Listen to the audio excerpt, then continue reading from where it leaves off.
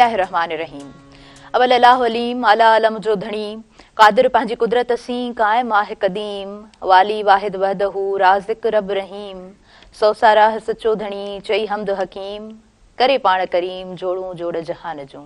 अस्सलामु अलैकुम तमाम नाज़रीन, उम्मीद करियां थी तव्हां सभु बिल्कुलु ठीकु हूंदव ऐं खोड़ सारियूं दुआऊं अव्हां जे लाइ हमेशह जी अनेक तमन्नाऊं अव्हां जे लाइ। ऐं अव्हां जी पंहिंजी मेज़बान ताहिरा जोयो अव्हां जे पंहिंजे प्रोग्राम सुबुह मेहरान में हाज़िर आहियां on the television screen. Program हिन वक़्तु अव्हां लाइव ॾिसी रहिया आहियो ऐं प्रोग्राम जॾहिं लाइव हूंदो आहे त पूरो जो पूरो स्पेस अव्हांखे मिलंदो आहे। मां त हमेशह स्टार्टिंग में ई ॻाल्हि कंदी आहियां त प्रोग्राम अव्हां जो पंहिंजो आहे, छाकाणि त अव्हां जॾहिं असां सां कनेक्टेड हूंदा आहियो त यकीनन सुठो लॻंदो आहे। ऐं प्रोग्राम जॾहिं लाइव हूंदो आहे त हुनजी इहा ख़ूबसूरती पिणु हूंदी आहे त असांजा तमामु नाज़रीन, असांजा तमामु ॾिसंदड़ असां सां कनेक्टेड हूंदा आहिनि। त सिंपल प्रोसीजर, स्क्रीन ते हिकु ॾिनल नंबर हले पियो, तव्हां उहो डायल कजो ऐं प्रोग्राम में शामिल थिजो।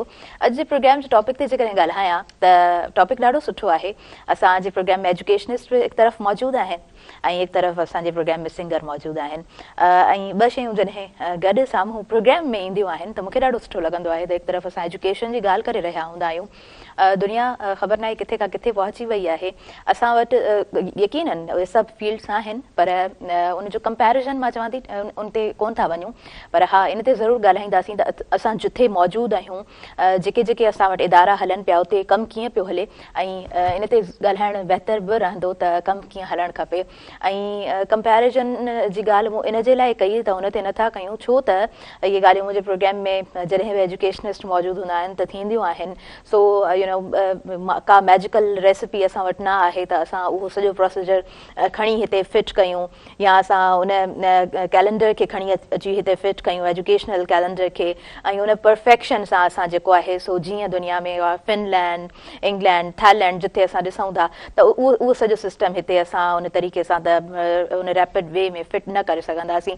पर हा ज़रूरु इन ॻाल्हि ते असां फोकस्ड रहंदासीं त असांजा जेके तमामु उस्ताद तमामु फील्ड्स में जेके कमु करे रहिया आहिनि उहे कीअं करे रहिया आहिनि, इंडस्ट्रियल एरिया कीअं आहे, ऐं जॾहिं असां यूनिवर्सिटी में पढ़ी रहिया हूंदा आहियूं त छा असां कनेक्टेड हूंदा आहियूं, कनेक्टेड केतिरो हुअणु खपे, जॉब हंटिंग और जॉब फाइंडिंग जा जेके तरीक़ेकार आहिनि उहे छा हुजणु खपनि, आर्टिफिशियल इंटेलिजेंस जी जॾहिं ॻाल्हि असां करियूं था ऐं पोइ वरी असां जेको आहे सो तमामु फील्ड्स ते नज़र विझूं था त तमामु घणा सवालात जनम वठनि था ऐं तमामु घणो बहस वबाहस दुनिया में हिन वक़्तु मौजूदु आहे। मां अक्सर तव्हां सां नेक्सस किताब जी ॻाल्हि कंदी आहियां, युवाल नोह हरारी जी, त उहो बि उन ई ते ॻाल्हाए रहियो हूंदो आहे। सो अॼु इन सभिनीनि शयुनि ते मां प्रोग्राम में ॻाल्हाइण जी कोशिशि ज़रूरु कंदसि, कोशिशि कंदसि त इन तरह जा मां सवाल पंहिंजे प्रोग्राम में रखी सघां ऐं असां वटि जेके एजुकेशनिस्ट आहिनि, जेके उस्ताद मौजूदु आहिनि, उन्हनि सां असां इहे सभु ॻाल्हियूं करे सघूं। मौसम जी जेकॾहिं ॻाल्हि कयां त मौसम यकीनन बेहद ख़ूबसूरत तमामु ज़बरदस्त मौसम आहे ऐं मौसम जॾहिं तब्दील हूंदी आहे त मूं ऑफ द कैमरा असां वटि जेका अॼु चार्मिंग एंड लविंग लेडी मौजूदु आहे हुनखे मूं चयो त जॾहिं मौसम ख़ूबसूरत हूंदी आहे त यकीनन पोइ स्किन बि सुठी थी वेंदी आहे ऐं मिज़ाज बि सुठो थी वेंदो आहे। त इहे सभु शयूं इम्पैक्ट ज़रूरु हिकिड़ो रखंदियूं आहिनि। मौसम सुठो चङो ख़ासि इम्पैक्ट असांजी पंहिंजी ज़िंदगी ते रखंदी आहे। सुठी मौसम आहे, इंजॉय कयो ऐं पंहिंजो तमामु घणो ख़्यालु रखो, पंहिंजे ॿारनि जो तमामु घणो ख़्यालु रखो। हूअ लाइन जेको आहे न रैंडमली ज़हन में अची वई आहे त जी ख़ुशि हूंदो आहे त जहान ख़ुशि हूंदो आहे। So yes I knew it, मूंखे ख़बर आहे त इहो सेंटेंस ॾाढो पुराणो आहे, पर सुठी ॻाल्हि आहे त वाक़ई में ईअं हूंदो आहे न, सभु कुझु सुठो तॾहिं लॻंदो आहे जॾहिं असां फिट हूंदा आहियूं, असांखे हर शइ में जेको आहे न उहो असां इंजॉय करे रहिया हूंदा आहियूं, सुठो लॻी रहियो हूंदो आहे। ऐं जी हा, म्यूज़िक बि प्रोग्राम में ॿुधंदासीं ऐं म्यूज़िक खे रूह जी ग़िज़ा चयो वेंदो आहे। म्यूज़िक हूंदो आहे त पाण सभु फ्रेश थी वेंदा आहियूं।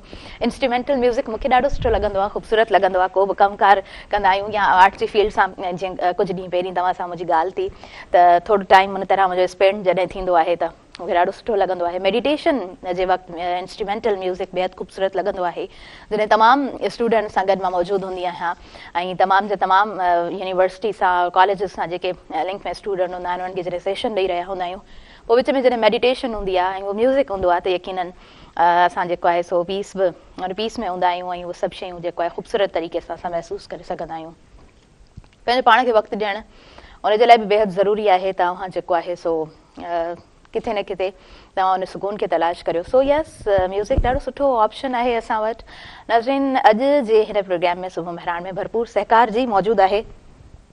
डॉन टी ठाहिण वारनि जो ऐं हिकु सिफ़त लाज़मी आहे so yes, don T G जॾहिं ॻाल्हि थी अचे त डॉन टी ठाहिण वारनि जो चवणु आहे त तव्हां डॉन टी वठी अचो ऐं उन ज़रिए तव्हां टोकन वसीले 1 लख रुपयो बि खटे सघो था।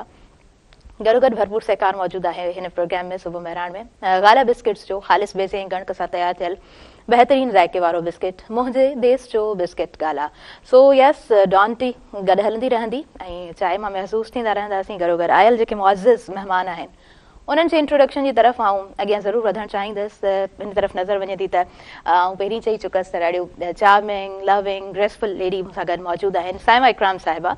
ऐं साइमा इकराम साहिबा पाण एजुकेशनिस्ट आहिनि, डिफरेंट इदारनि में उन्हनि कमु कयो आहे, पाण सुठियूं उस्ताद आहिनि ऐं ॻाल्हाइण जो हिकिड़ो अंदाज़, मौक़िफ़ रखण जो अंदाज़ बेहद कमाल अथनि, ख़ूबसूरत अथनि, मुख़्तलिफ़ शयुनि खे टच कनि थियूं ऐं जॾहिं एक्सप्लेन कंदियूं आहिनि त आई रियली लव इट, त मूंखे ॾाढो सुठो लॻंदो आहे। तव्हांखे दिलि जी गहराई सां मां भली कार चवां थी। वालेकुम अस्सलाम, have a good morning. Thank you ma'am, same to you. Thank you. कीअं आहियो, ठीकु आहियो? अल्लाह जो शुक्र है मैडम, सभी तमाम सुठा और बेहतरीन है। और जैसे आपने खुद कहा कि मौसम अच्छा हो गया है तो भी सब अच्छा लग रहा है। बिल्कुल बिल्कुल साइमा, आपने ठीक कहा। ऐं जी असां सां गॾु नेक्स्ट सीट ते सचल मंगी मौजूदु आहिनि। ऐं भाउ सचल जी छा ॻाल्हि कयूं, बेहद ख़ूबसूरत आवाज़, तमामु ख़ूबसूरत आवाज़ आहे सदन। मुख़्तलिफ़ गीत उन्हनि जा असां ॿुधंदा रहंदा आहियूं ऐं कल्चरल डे ते उन्हनि सां गॾु मां प्रोग्राम कयो। उन खां अलावा खोड़ सारा गीत उन्हनि जा मुंहिंजे आॾो पेश थिया। ऐं हा, कराची में एतिरो ज़बरदस्त तरीक़े सां कल्चरल डे जेको सेलिब्रेट थियो, एतिरो हुजूम पूरो समुंड माण्हुनि जो उते उथली आयो। उते ॾाढी ख़ूबसूरत उन्हनि जी परफॉर्मेंस हुई। तव्हांखे दिलि जी गहराई सां मां भली कार चवां थी। अस्सलाम वालेकुम, कीअं आहियो? माशाल्लाह जी, ज़बरदस्त। अवां का ख़ूबसूरत ॿोल ॿुधंदासीं, ख़ूबसूरत अॼु गीत ॿुधंदासीं, अवां जूं ख़ूबसूरत ॻाल्हियूं असां अॼु जे प्रोग्राम में चाहींदासीं त तव्हां असांजे नाज़रीन सां ॻाल्हायो, ख़ूबसूरत ॻाल्हियूं असांजे तमामु नाज़रीन सां कयो। ऐं साइमा इकराम साहिबा, सुबह सुबह का प्रोग्राम होता है तो लाइट क्वेश्चन होता है, सुबह कैसी होती है? आपसे पूछ चुकी हूँ, फिर से नहीं पूछूंगी क्योंकि मुझे याद है कि आपकी सुबह किस तरह होती है, कितनी एनर्जेटिक होती है, कितनी अच्छी होती है, कितनी रिफ्रेशिंग होती है। जी, अगर हम स्टूडेंट्स की बात करें, साइमा आप क्या समझती हैं इस टाइम में, आप स्टूडेंट्स को किस तरह देख रही हैं? मैं समझती हूँ कि बहुत ज़्यादा स्टूडेंट्स जो हैं वो चीज़ों को समझते हैं। आई थिंक वो टीचर से ज़्यादा स्टडी करके बैठे हुए होते हैं, तो टीचर को बहुत ज़्यादा उस वक्त जो है वो अच्छी स्टडी के साथ आना होता है, अच्छे कॉन्फिडेंस के साथ आना होता है।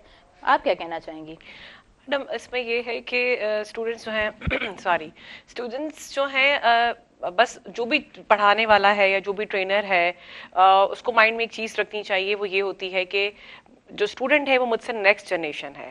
अब पर्टिकुलरली अगर हम अभी की बात करें तो जो हमारे पास ये जनरेशन जी जो है ये बहुत एक्टिव है, बहुत डायनामिक है, लेकिन बहुत सारा मटेरियल इनके पास जो है डेली बेसिस पर आ रहा है, सोशल मीडिया के थ्रू, इंटरनेट के थ्रू, डिफरेंट टेक्नोलॉजी के थ्रू। अब उसमें हो क्या रहा है कि जो टीचर है और जो एज अ ह्यूमन हमें जो है वो एज अ एल्डर हमें स्टूडेंट्स को क्या करना है कि लाइंस ड्रॉ करके देनी है कि उनको क्या चीज़ लेनी है और क्या नहीं लेनी है। तमाम चीज़ों का वो जो है एक वो जो हमारे पास है ना, we have to produce masters और master of all master of none, like वो उस कॉन्सेप्ट में हमें जो है ना वो नहीं जाना है। Like we just have to के हम उनको पर्टिकुलर बताएंगे, यानी कि जैसे जैसे अभी हम देख रहे हैं कि टेक्नोलॉजी का टाइम ज़्यादा आता जा रहा है तो लोगों को लगता है कि शायद ह्यूमंस पीछे चले जाएंगे, लेकिन ह्यूमंस को और भी शार्प और भी स्पेशलाइज्ड और भी स्किल्स के साथ टेक्नोलॉजी के साथ आके खड़ा होना पड़ेगा। अदरवाइज अगर दोनों चीज़ें एक सी नहीं होंगी तो फिर सिस्टम जो है वो कोलैप्स कर जाएगा। तो स्टूडेंट्स को जो है टीचर्स की तरफ से एक ख़ास किस्म की जो है ना वो भी एक्सपर्टीज़ रिक्वायर्ड है। वो हमेशा से रही है, लेकिन अब भी कुछ थोड़ा सा ज़्यादा इन डिमांड है कि फैकल्टी में या टीचर्स में सॉफ्ट स्किल्स का होना बहुत ज़्यादा ज़रूरी है। Just to communicate them, just to make them realise कि what they are doing and what they have to do. Yes, बिल्कुल। अच्छा, मैं समझती हूँ, मैं नहीं समझती हम सब इस बात पे एग्रीड हैं कि देखें वो आर्टिफिशियल इंटेलिजेंस को भी हम सब कुछ दे रहे हैं ना, हम ही सब कुछ दे रहे हैं, यानी कि it's basically human computer interaction कि ह्यूमन किस तरीके से इंटरेक्ट करेगा और आर्टिफिशियल इंटेलिजेंस चीजों को कैसे लेकर आ रहा है। लेकिन ये है कि टेक्नोलॉजी और टेक एरा जो है वो बहुत ज्यादा प्रिवेल कर गया है और डेवलपिंग कंट्रीज लाइक पाकिस्तान तो इसमें थोड़ा सा ये है कि हमें वोकेशनल ट्रेनिंग की तरफ भी जाना चाहिए, डिग्री प्रोग्राम्स की तरफ भी जाना चाहिए, क्योंकि डिग्रीज आपको थ्योरेटिकल नॉलेज दे रही हैं और प्रैक्टिकल नॉलेज भी दे रही हैं, but at the same time जो आपका स्किल सेट है। अच्छा, इन सबसे बढ़कर एक जो चीज़ है, जो भी हम प्रोग्राम से पहले ऑफ द कैमरा बात कर रहे थे, वो किसी भी इंसान के अंदर जो उसकी सॉफ्ट स्किल्स है ना, जो उसकी सीखने की सलाहियत है, जो उसकी एडेप्टेबिलिटी है, लोगों के साथ टीम अप होके चलने की जो सलाहियत है, वो बहुत जरूरी है। और वो आती है अच्छी पेरेंटिंग से। अगर एक आपने एक टॉपर, एक गोल्ड मेडलिस्ट को भी अगर आप अपनी टीम में हायर कर लेते हैं, लेकिन अगर उसके अंदर एडेप्टेबिलिटी नहीं है और वो लोगों के साथ मर्ज नहीं हो सकता, वो लोगों के साथ मिलजुल के चल नहीं सकता, तो हम उससे बेनिफिट नहीं ले सकते। तो सॉफ्ट स्किल्स बहुत ज़रूरी है, बहुत ज़्यादा ज़रूरी है। अच्छा, इन्हनि शयुनि जी मूंखे लॻंदो आहे त इन्हनि सभिनी शयुनि जी खोट असां वटि हाणे वधे पई, छो त उन पूरे स्कूल सिस्टम खे पाण जॾहिं ॾिसूं था त असां वटि जेको ॿार तयारु थिए पियो, छा उन तरीक़े सां एक्टिव हूंदो आहे? हा, सम हाउ एंड समवेयर असां एक्टिव स्टूडेंट्स ॾिसूं था, पर मूंखे लॻे थो त असां उन जंहिं बैंगलोर सिस्टम में अची विया आहियूं ऐं जेको असां पंहिंजो प्रॉपर स्केड्यूल करे छॾियो आहे, असां घटि उहे ॿार ॾिसूं था। 4 out of 4 CGPN does not mean त तव्हां जेको आहे सो उन तरीक़े जा इंटेलिजेंट आहियो। हा, फील्ड में उन तरीक़े सां तव्हां निभाए सघो था, बट असां जेकॾहिं आम रूटीन जी ॻाल्हि कयूं था त असां पोइ न ॾिसंदा आहियूं त उन तरीक़े सां उन स्टूडेंट जी परफॉर्मेंस हूंदी आहे। इस तरह है, आप समझती हैं? बिल्कुल मैडम, ऐसे ही देखिए, अगर हमें किसी को मैनेजर का रोल देना है, ठीक है, अब उस मैनेजर के रोल के लिए अगर उस बचपन से उस बच्चे को ग्रूम नहीं किया गया और उसका IQ बहुत अच्छा है लेकिन उसका EQ थोड़ा कम है। अच्छा, अब अगर हम डाइवर्सिटी की बात करते हैं अभी ऑर्गेनाइजेशंस में, तो डाइवर्सिटी से हम लोग यही लिखते हैं ना कि तमाम तरह के लोग, मुख्तलिफ तरह के लोग, special able person, disable person, तमाम लोग एक टीम में काम कर रहे हैं, ठीक है। अब वो एक टीम में काम कैसे करेंगे अगर एज अ मैनेजर रोल मैं एक अच्छी इनिशिएटर ही नहीं हूँ और मुझे अपने साथ बैठे हुए आदमी की तकलीफ का या खातून की तकलीफ का अंदाजा नहीं है या उनके मिजाज का अंदाजा नहीं है, तो बेसिकली अभी अगर हम बात करें तो पहले हमारा फोकस था तालीमी इदारों में सिर्फ और सिर्फ IQ के ऊपर कि बच्चा जो है वो 4 आउट ऑफ 4 लेकर आ जाए। अब हमारा दूसरा, फिर हमने देखा कि हमें जो मैनेजमेंट गुरुज थे उन्होंने हमें कहा कि नहीं, आप IQ की बात नहीं करें, आप EQ की भी बात करें कि इमोशनल क्वेश्चन कितना जरूरी है, किस टाइम पर क्या बात करनी है, कितने स्ट्रेस के साथ बात करनी है और कितनी पिच के साथ बात करनी है। इसके बाद अभी हम एक तीसरी चीज देख रहे हैं, डेट इज सोशल क्वेश्चन, कि अगर मैं डाइवर्स एनवायरनमेंट में काम कर रही हूँ जहाँ पर डिफरेंट रिलीजन के लोग हैं, डिफरेंट एथनिसिटी के लोग हैं, डिफरेंट मतलब अगर हम वेस्टर्न कंट्रीज की बात करें तो वहाँ पे एशियन भी है, गल्फ भी है और हमारे सारे रीजन्स के लोग वहाँ पे काम करते हैं, तो वहाँ पे फिर आपका सोशल क्वेश्चन भी बहुत मैटर करता है। और इसमें जो है मैडम, बेसिकली सबसे जो इम्पोर्टेंट चीज है वो पेरेंटिंग है। और पेरेंटिंग में ये है कि अगर मैंने अपने बच्चे को ये नहीं सिखाया कि कहाँ पर कैसे बिहेव करना है, तो फिर काफी जो चीजें जो है ना वो प्रॉब्लम होती हैं। और मुझे दिस बिन 15 इयर्स मैं यहाँ पे सर्व कर रही हूँ और माशाल्लाह अब जब मैं लोगों से बात करती हूँ तो लोगों को मैं एक सजेशन देती हूँ कि आप जब भी हायरिंग कर रहे हैं तो आप कल्चरल फिट जरूर देखें। अगर कोई बंदा आपके कल्चर में फिट नहीं होता पहले, तो फिर उसमें हमें प्रॉब्लम्स आना शुरू हो जाती हैं।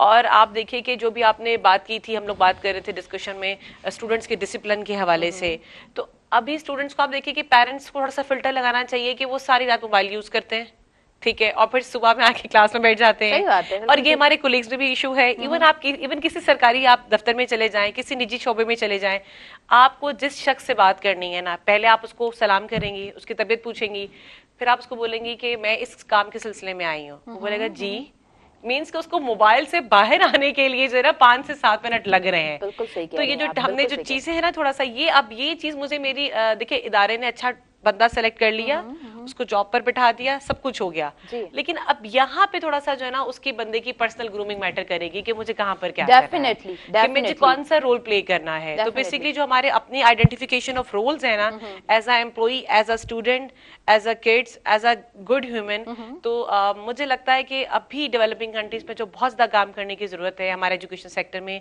वो सिविलाइजेशन और सिविक एटिकेट्स जो हैं वो बहुत इंपॉर्टेंट है। बिल्कुल सही, बिल्कुल ॾाढी ख़ूबसूरत तव्हां ॻाल्हि कई आहे, बेहद ख़ूबसूरत आपने बातें की हैं।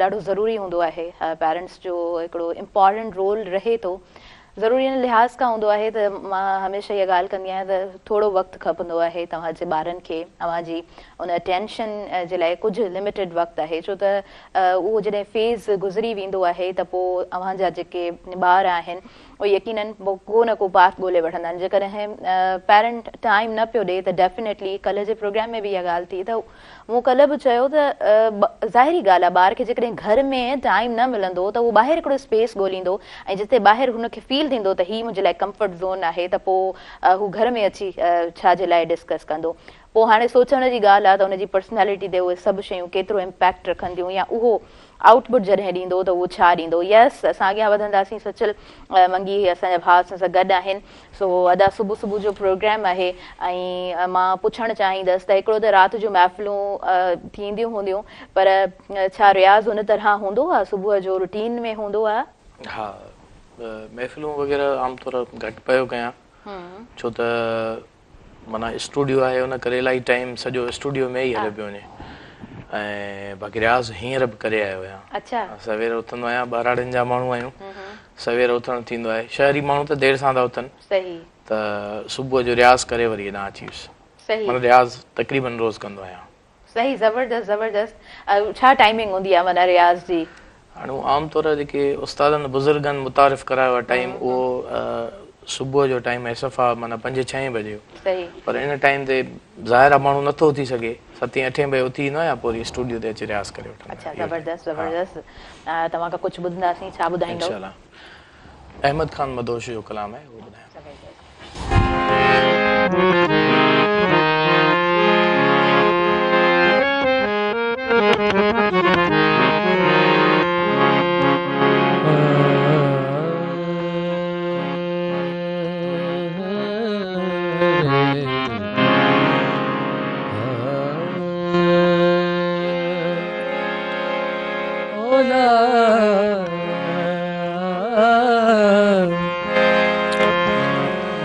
तुझो दर्शन सवाब थो समझा तुझो दर्शन सवाब थो समझा मुँह मुक़दस किताब थो समझा तुझो दर्शन सवाब थो समझा तुझो दर्शन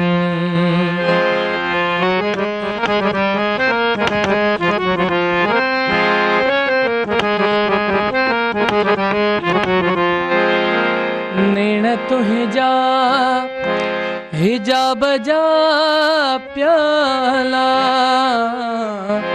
नेण तुझा हिजाब जा प्याला नेण तुझा हिजाब जा प्याला चपत हूरा शराब थो समझा मुँह मुक़दस किताब थो समझा तुझो दर्शन सवाब थो समझा तुझो दर्शन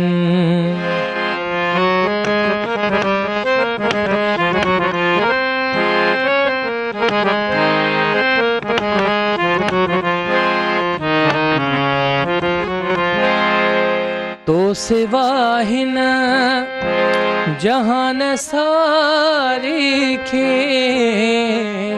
तो सिवा हिन जहान सारी खे तो सिवा हिन जहान सारे खे ॼण त मदहोश ख्वाब थो समझा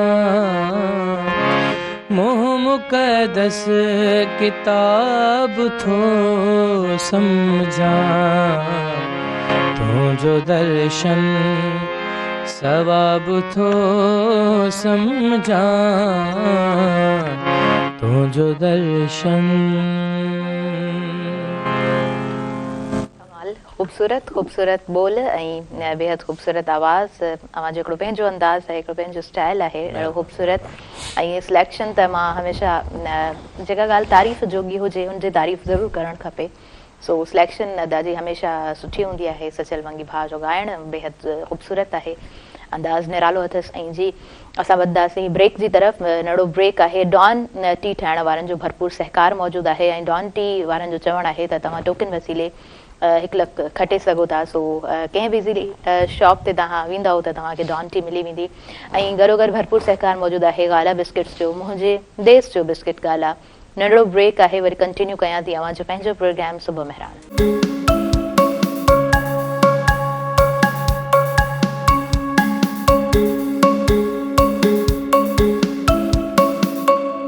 नाज़रीन सभिनी ॾिसंदड़नि खे आऊं भली कार क्षमा थी अवां जे पंहिंजे प्रोग्राम सुबुह मेहरान में। ऐं सुबुह मेहरान जो अंगड़ सजाइजी चुको आहे। नंढड़ो ब्रेक हुयो, ब्रेक खां पोइ असां वापसि अची चुका आहियूं। ऐं जी डॉन टी ठाहिण वारनि जो भरपूर सहकार मौजूदु आहे सुबुह मेहरान प्रोग्राम में। ऐं हीउ जेको सुनहरी मौक़ो आहे इहो तव्हां हासिलु करे सघो था। टोकन वसीले अवां 1 लख बि खटे सघो था। 60 ॾींहंनि जे अंदरि इन मौक़े खे तव्हां हासिलु करे सघो था। ऐं गॾोगॾु भरपूर सहकार मौजूदु आहे गाला बिस्किट्स जो, मुंहिंजे देश जो बिस्किट गाला। ख़ूबसूरत आवाज़ सां शामिल कयो सचल वंगी जो प्रोग्राम में। साइमा इकराम की तरफ मैं ॿुधणु चाहींदमि। अच्छा साइमा, हमने पेरेंटिंग की बात की। पेरेंट्स का एक अच्छा खासा रोल होता है, यकीनन उस्ताद का भी एक अच्छा खासा रोल होता है।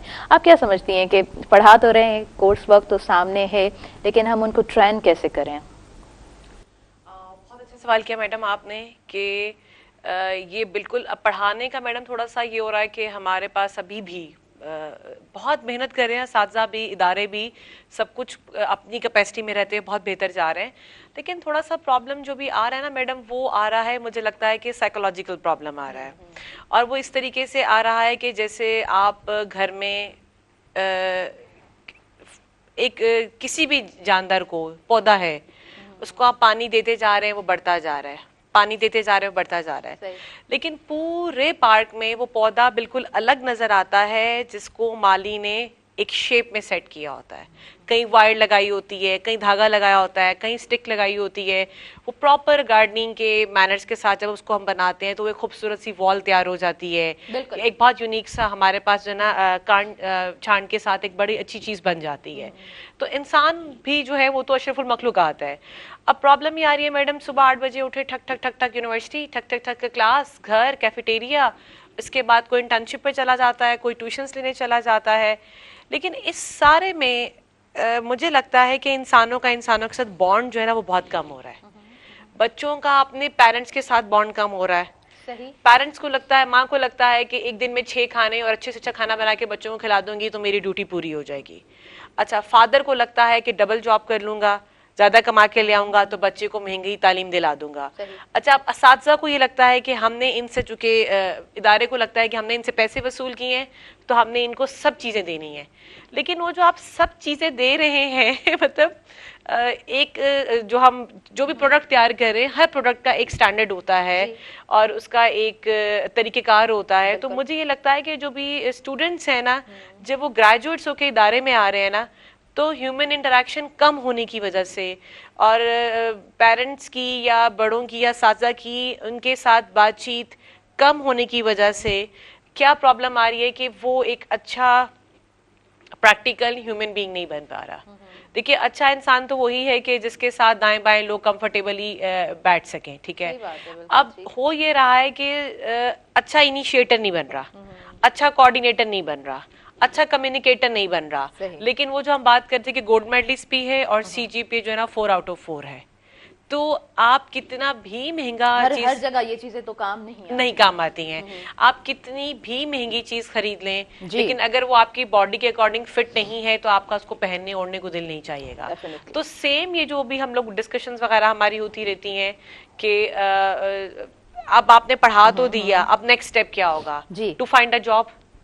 अब जॉब भी मिल जाती है, चले वो एक अलग सवाल है कि जॉब कैसे मिलती है, उसके लिए क्या ब्रांडिंग होनी चाहिए, क्या वहां पे होनी चाहिए। लेकिन लेट्स सपोज कि जॉब मिल गई है, अब वो कैसे इदारे को लेके चलेगा, अपनी टीम को लेके चलेगा। तो पेरेंट्स का और बच्चों का जो कनेक्शन होना चाहिए, और कहीं ना कहीं मैं ये बात जरूर कहूंगी कि थोड़ा सा हमारा जो है वो कनेक्शन जो है टेक्नोलॉजी की वजह से लॉस्ट हो रहा है। जहाँ टेक्नोलॉजी के बहुत सारे बेनिफिट हैं, वहाँ उसका ये एडवर्स इम्पैक्ट भी हमारे ऊपर है। बिल्कुल कि हमारा जो है उसको हम चीजों को प्रॉपर कॉप अप नहीं कर पा रहे हैं, अंडरस्टैंड नहीं कर पा रहे हैं। बिल्कुल आप सही कह रहे हैं। और असां इन्हनि सभिनी शयुनि खे अवॉइड नथा करे सघूं। जेकॾहिं अवॉइड कंदासीं त वो ये सभु शयूं उनजो रिज़ल्ट त असांजे साम्हूं अचिणो ई आहे। त इन्हनि सभिनी शयुनि खे जेकर प्रॉपर वे सां हलायूं त हिकिड़ो सुठो ऐं स्मूथ रस्तो असां ज़रूरु कढी सघूं था। अच्छा साहिबा, मैं आपसे ये भी पूछना चाहूंगी, उनखां पोइ मां सचल भाउ खां बि इहो पुछणु चाहींदमि, छो त पाण पेरेंट आहिनि ऐं ॿार पंहिंजे पंहिंजे औलाद खे सुठो वक़्तु ॾियनि था।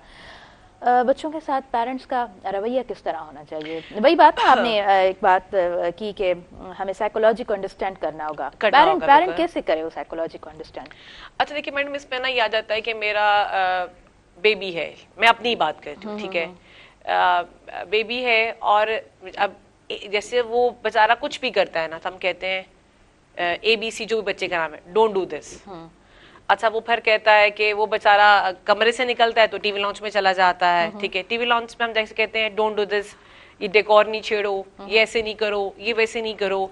तो बहुत अरसे के बाद मुझे अभी सडन ये चीज रियलाइज हुई है कि मेरे पेरेंट्स ने तो मेरे साथ ये नहीं किया था, ठीक है, और मेरे पेरेंट्स तो आई रिमेम्बर कि मैं अभी भी देख रही हूँ कि बहुत से पेरेंट्स को, और ये चीज मुझे मेरी ही फैमिली में किसी ने आइडेंटिफाई करवाई, जैसे I just went their home, तो मैंने उनके घर पे गई तो मैंने देखा कि उन्होंने सब चीजें हटाई हुई थी और बच्चों के लिए बड़ा अच्छा सा एनवायरनमेंट क्रिएट किया हुआ था। और बच्चों के लिए वॉल्स पे ही उन्होंने साहब ने क्या किया हुआ था, वॉल्स पे ही बोर्ड्स लगाए हुए थे। अच्छा साइमा, आई एम सॉरी मैं इंटरप्ट कर रही हूँ, एक कॉल है, मैं चाहूंगी कि हम शामिल करें और फिर हम कंटिन्यू करते हैं। जी हेलो, अस्सलाम वालेकुम। वालेकुम अस्सलाम। तव्हांखे मां वेलकम चवां थी। पंहिंजो नालो ॿुधाइजो ऐं किथां खां ॻाल्हायो पिया? जी मुंहिंजो नालो हामिद अली सरगाणी आहे, मां ज़िला लाड़काना ऐं तालका डोकरी खां ॻाल्हायां थो पियो। अदा हामिद अली सरगाणी, तव्हांखे भलीकार था चऊं। प्रोग्राम कीअं लॻे पियो, छा चवणु चाहींदव? को सवाल आहे त ज़रूरु कजो। सवाल कंदासीं ऐं असां तव्हांखे तव्हांजो प्रोग्राम इलाही पसंदि कंदा आहियूं। असांजी फैमिली बि सुबुह सां तव्हांजो महिरबानी अदा, महिरबानी। जी सवाल करियो। असांखे बसि हिकिड़ो नंढिड़ो सवाल आहे। असांजो हिकिड़ो बसि प्यारो दोस्त आहे फहीम सरगाणी, उन्ही खे बसि तव्हां वेलकम कयो ऐं असां बसि तव्हां शो ॾिसण लाइ बसि तव्हांखे कॉल कई आहे, वॾी महिरबानी थींदी। जी ठीकु आहे, ठीकु आहे, थैंक यू, तव्हां प्रोग्राम में शामिल थियो ऐं यकीनन प्रोग्राम तव्हांजे लाइ ई आहे, सो अवां ॾिसंदा आहियो। ॾाढो सुठो लॻो ॿुधी करे। यस साइमा जी, तो उसमें ये होता है कि अब उन्होंने बच्चों को ना वॉल्स और सब कुछ दिया हुआ था, तो कमरा अपेरेंटली बड़ा मेस लग रही थी उस कमरे को देख के मुझे ना। लेकिन जब आप एज ए एजुकेशनिस्ट और एज ए ह्यूमन बीइंग सोचते हो, तो मैंने कहा कि उन्होंने बच्चों की एक फ्रीडम स्पेस क्रिएट की हुई है। अब वहीं पे बच्चों के लिए कुछ वॉल पे कुछ उनकी हैंगिंग्स भी थे और वो सारा कुछ कर सकते थे। तो जब मैंने उनसे बात की कि आपने, उन्होंने कहा कि हम बच्चे को स्कूल तो भेजते हैं, लेकिन देखिए हमारी होम स्कूलिंग यही है, हमें अपने बच्चे को कंफर्ट जोन देना है, सिक्योरिटी या सोशल सिक्योरिटी की वजह से हम अपने बच्चे को घर से बाहर नहीं जाने देते हैं। लेकिन उन्होंने कहा कि अपनी सोफिस्टिकेशन के चक्कर में और अपने स्टैंडर्ड के चक्कर में मैं अपने बच्चों को बाउंड नहीं कर सकता। तो उन्होंने कहा, और उन्होंने एक बहुत अच्छी बात ये भी की कि 1 से लेके 16-17 साल की उम्र तक अगर मैं अपने बच्चे को, बेटे को यही कहता रहूंगा ना, don't do this, don't do this, don't do this, तो 17 या 18 ईयर्स में जाके मुझे ये एक्सपेक्ट नहीं करना चाहिए कि बेटा अब तुम कुछ करो। सही, जब आपने उसको इंस्ट्रक्शन ही एक ये दी है कि नहीं करना, हमने उसको किया है कि ये नहीं करना, वो नहीं करना, ऐसे नहीं करना, वैसे नहीं करना। तो जब बच्चा इतना नहीं सुनता है और इतनी नेगेटिविटी सुनता है, और आप यकीन कीजिए मैडम कि अभी जैसे अब मैं आपके साथ बैठी हूँ, मैं आपसे बात कर रही हूँ, आप मुझसे बात कर रही हैं, तो हम 2 लोग नहीं बैठे हुए हैं, हम अपनी अपनी फैमिली के एम्बेसडर्स बैठे हुए हैं। बिल्कुल, आप मुझे जज कर सकती हैं, मैं आपको जज कर सकती हूँ। तो ये चीजें जो है ना, हम पेरेंट्स को चाहिए कि कल को उनके बच्चों को प्रॉब्लम्स आए सोसाइटी में मूव करने के लिए, तो पेरेंट्स को चाहिए कि वो घर से ही उन प्रॉब्लम्स का सोल्यूशन जो करना शुरू कर दें, बच्चों को हार्डशिप्स भी दें, टफ टाइम भी दें। लेकिन मुझे लगता है कि आजकल के टाइम में सबसे ज्यादा जो जरूरी चीज है, दैट इज डिसिप्लिन। बहुत अच्छी बात की है साइमा आपने, बहुत खूबसूरत बात की। का जो टाइम है बच्चों का, उसको पेरेंट्स को बहुत ज्यादा देखना चाहिए, और ये लेट नाइट बर्गर्स और ये डील्स और ये सब चीजें हमें बच्चों को डिस्करेज करनी चाहिए। हमें उनको बताना चाहिए कि भाई ये लिमिट्स। साइमा बिल्कुल आपने खूबसूरत बात की है, बहुत खूबसूरत बात की है। असां ॿारनि खे जेको वो स्पेस बि न ॾींदा आहियूं, ऐं शायदि असां इहो सोचे वठंदा आहियूं त जेको कुझु असां उन्हनि जे ज़हन में फीड करे रहिया आहियूं, ऐं हिकिड़ो टाइम ईंदो त जीअं कोन्हे असां जेको आहे सो डिस्कार्ड कंदा आहियूं शयूं। सो उहो फेज़ ईंदो, उहे सभु शयूं असां कढी हिकिड़ी साइड ते कंदासीं ऐं असां उन्हनि खे चवंदासीं त you have to do now, हाणे तव्हांखे हीउ बि करिणो आहे, हाणे तव्हांखे हीउ बि करिणो आहे, हीउ बि करिणो आहे। त थोरो सोचण जी ॻाल्हि आहे त उहो ॿार उन तरीक़े सां पोइ उन एज में उहे सभु शयूं तव्हांखे वापसि कीअं ॾेई सघे थो। अगेन मां इहो चवंदसि त हीअ का मैजिकल रेसिपी न आहे त तव्हां हिकिड़े फेज़ में ॿार खे उन तरीक़े सां ट्रीट कयो जेको जंहिंजो हू हक़दार न हुजे, ऐं जेको ज़िंदगी जो हुनजो ॿियो फेज़ आहे उनखां तव्हां वठो उहे सभु शयूं त हाणे तूं ॾे जेके तव्हां न ॾिनियूं आहिनि। सो ॾाढो हार्ड आहे। अच्छा साइमा, आपको लगता है कि ये टाइम बहुत शॉर्ट होता है पेरेंट्स के लिए, मतलब कितने टाइम तक आप बच्चे को बना सकते हो, उसकी जहन साजी कर सकते हो? देखिए, मुझे लगता है कि मैडम, मैं अगर बात करूँ ना तो मुझे प्रैक्टिकल लाइफ में आए हुए 15-16 साल हो चुके हुए हैं, मुझे मैरिड लाइफ में आए हुए 13-14 साल हो चुके हुए हैं। तो मुझे लगता है कि मैं अभी भी पेरेंट्स से सीख रही हूँ। देखिए, अब बहुत सारी चीज़ें अब समझ में आती हैं। लाइक ये मैं तमाम बच्चों को भी, सुनने वाले जो स्टूडेंट्स हैं, हमारे तालिब इल्म हैं, जो हमारी नई नस्ल है, मैं उससे भी कहना चाहती हूँ कि बहुत सारी चीज़ें सिर्फ सुनी थी और हंस के आगे चले गए थे, लेकिन वो यहाँ कहीं हमने अनकॉन्शियस में डाल दी थी। बट जब हम फेस करते हैं ना तो याद आता है कि ओह अच्छा, उस टाइम पे जो बात बताई गई थी उसको हमने समझा जो है वो आज है। तो बेसिकली अशरफुल मखलूकात में जो समझने का है वो तो आखिरी सांस तक हमारे अंदर लर्निंग एटीट्यूड जो है वो रहता है। लेकिन ये जरूर मैं कहना चाहती हूँ कि पेरेंट्स जो है ना उनको भी थोड़ा ख्याल करना चाहिए। वो अपना बोझ जो है ना वो अपने बच्चों पे डालना शुरू कर देते हैं। साइकोलॉजिकल है, हस्बैंड वाइफ की आपस की कोई नाचाकी है, ना इत्तेफाकी है। बहुत से लोग इसमें ये भी होता है कि वो हंसते हैं कि भाई आप फेस करेंगी तो आपको पता चलेगा ना, आपको अच्छे पेरेंट्स मिल गए तो आप बात करिए, आपको अच्छा पार्टनर मिल गया तो आप बात करिए। तो मैं उनसे भी यही कहती हूँ कि नहीं, देखिए, जब आप खुद अच्छा पॉजिटिविटी की तरफ जाते हैं तो आपको हर चीज बहुत अच्छी मिलती है। लेकिन हमारे यहाँ ना बड़ों में एक अजीब सी है, थोड़ा दिल बड़ा होना चाहिए। अच्छा, आप अपनी ही फैमिली में देख लें कि वो पेरेंट्स जो यंग एज में वेस्टर्न कंट्रीज में चले गए थे, उन्होंने वहां पे जाके मेहनतें मुशक्कतें की हैं, वेस्टर्न कल्चरल से इन्फ्लुएंस जब हुए। मैं इस चीज पे नहीं चाहती हूँ रिलीजियस या वो मेरा फील्ड नहीं है, ना मुझे उसकी समझ है, लेकिन आप ये जरूर देखिएगा कि उनमें और हमारे जो ब्राउन पेरेंट्स हैं, जो देसी पेरेंट्स हैं, उनमें काफी डिफरेंस है। बिल्कुल। तो अब ये जो है ना, हाँ, और अभी भी इस स्टेज पर आके भी, लाइक जैसे अभी मेरी अम्मा अगर सुन रही होंगी तो हो सकता है कि शाम तक मेरी खिंचाई हो जाए, तो उनको भी मैं कहती हूँ कि अम्मी देखिए, हमें भी कभी कभी फैसला करने दिया करें। और हमारे पेरेंट्स बहुत ओवर डोमिनेटिंग भी हैं, ओवर पोजेसिव भी हैं। तो ये थोड़ा सब यकीनन ये सब आप किसी को भी इतना ज्यादा भी नहीं करें ना कि उसको अपनी स्पेस ही नहीं मिले है। और पेरेंट्स को चाहिए कि बच्चों को छोटे छोटे डिसीजंस करने दें। ये लें, आपका ये बजट है आज का, आज आप अपने लिए शॉपिंग खुद करें, ये आपका बजट है, आप अपना मील खुद डिसाइड करें। देखिए, अभी एज एजुकेशनिस्ट में अगर आपसे बात करूं तो आज से 4-5 साल पहले जो है पूरी दुनिया में सर्वे किया गया कि फाइनेंशियल लिटरेसी जो है, मतलब पैसा खर्च करने की जो समझ बूझ है, वो किन ममालिक में बेहतर है। तो एशियन कंट्रीज उसमें सबसे नीचे उस पे थी। अब आप देखिए, अगर मैं फाइनेंशियल लिटरेसी 35 साल की उम्र में आके सीख रही हूँ, सही बात है, और 36 साल की उम्र में आके सीख रही हूँ, तो अब इस स्टेज पे जब 60 साल में जाके मुझे रिटायर्ड हो जाना है, तो अब आप मुझे बताइए कि अभी जो मैंने सीखा है वेस्टर्न कंट्रीज में वो बच्चा 16 साल की उम्र में सीख रहा है। सही बात है। असां ये सब शयूं न सिखंदा आहियूं टाइमली, ऐं डेफिनेटली पोइ हुनजो हिकिड़ो इम्पैक्ट ज़रूरु पवे थो। ऐं ब्रेक जी तरफ़ वधणो आहे। यस, डॉन टी ठाहिण वारनि जो हिन प्रोग्राम सां भरपूर सहकार मौजूदु आहे ऐं स्पॉन्सरशिप मौजूदु आहे प्रोग्राम में। गाला बिस्किट्स जी मुंहिंजे देश जो बिस्किट गाला। नंढो ब्रेक आहे, असां वरी कंटिन्यू कयूं था अव्हांजो पंहिंजो प्रोग्राम सुबुह में।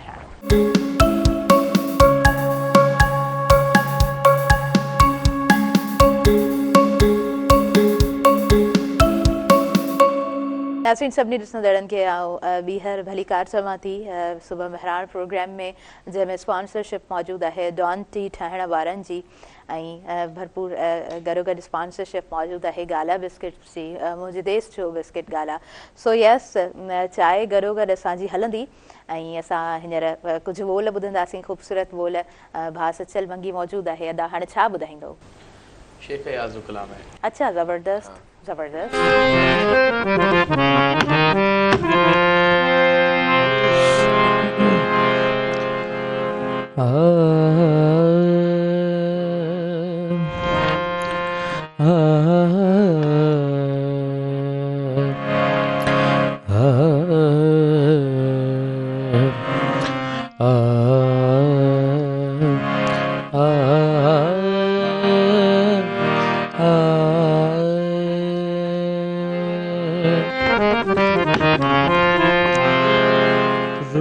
खेवल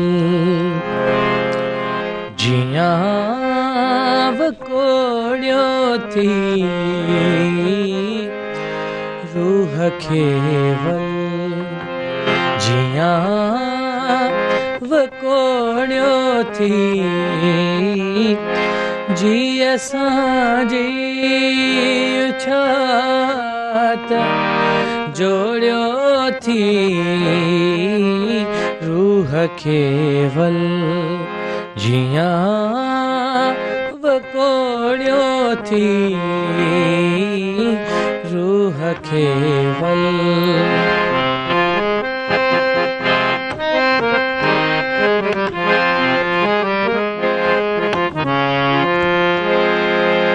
चूड़ियों चंद्र जियां टुटियूं आहिनि चूड़ियों चंद्र जियां टुटियूं आहिनि बाह खे एतिरो मरोड़ियो थी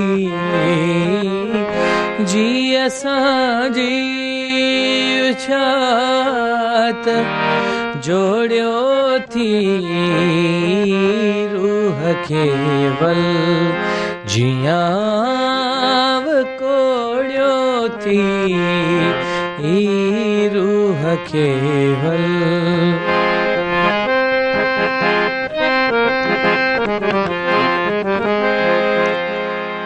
हाय में हार बंसरी तुझी हाय में हार बंसरी तुझी केतरा सड जो अॼु त बोड़ियो थी जी असांजी छात जोड़ियो थी रूह खेवल जियां वकोड़ियो थी रूह खेवल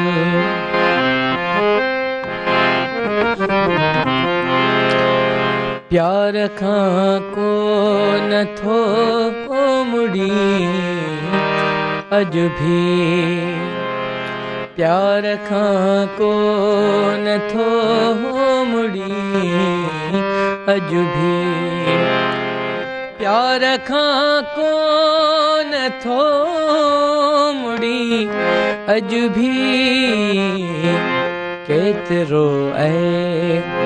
केतिरो अयाज़ लोड़ियो थी जी असांजी छात जोड़ियो थी रूह खेवल जियां वकोड़ियो थी रूह खे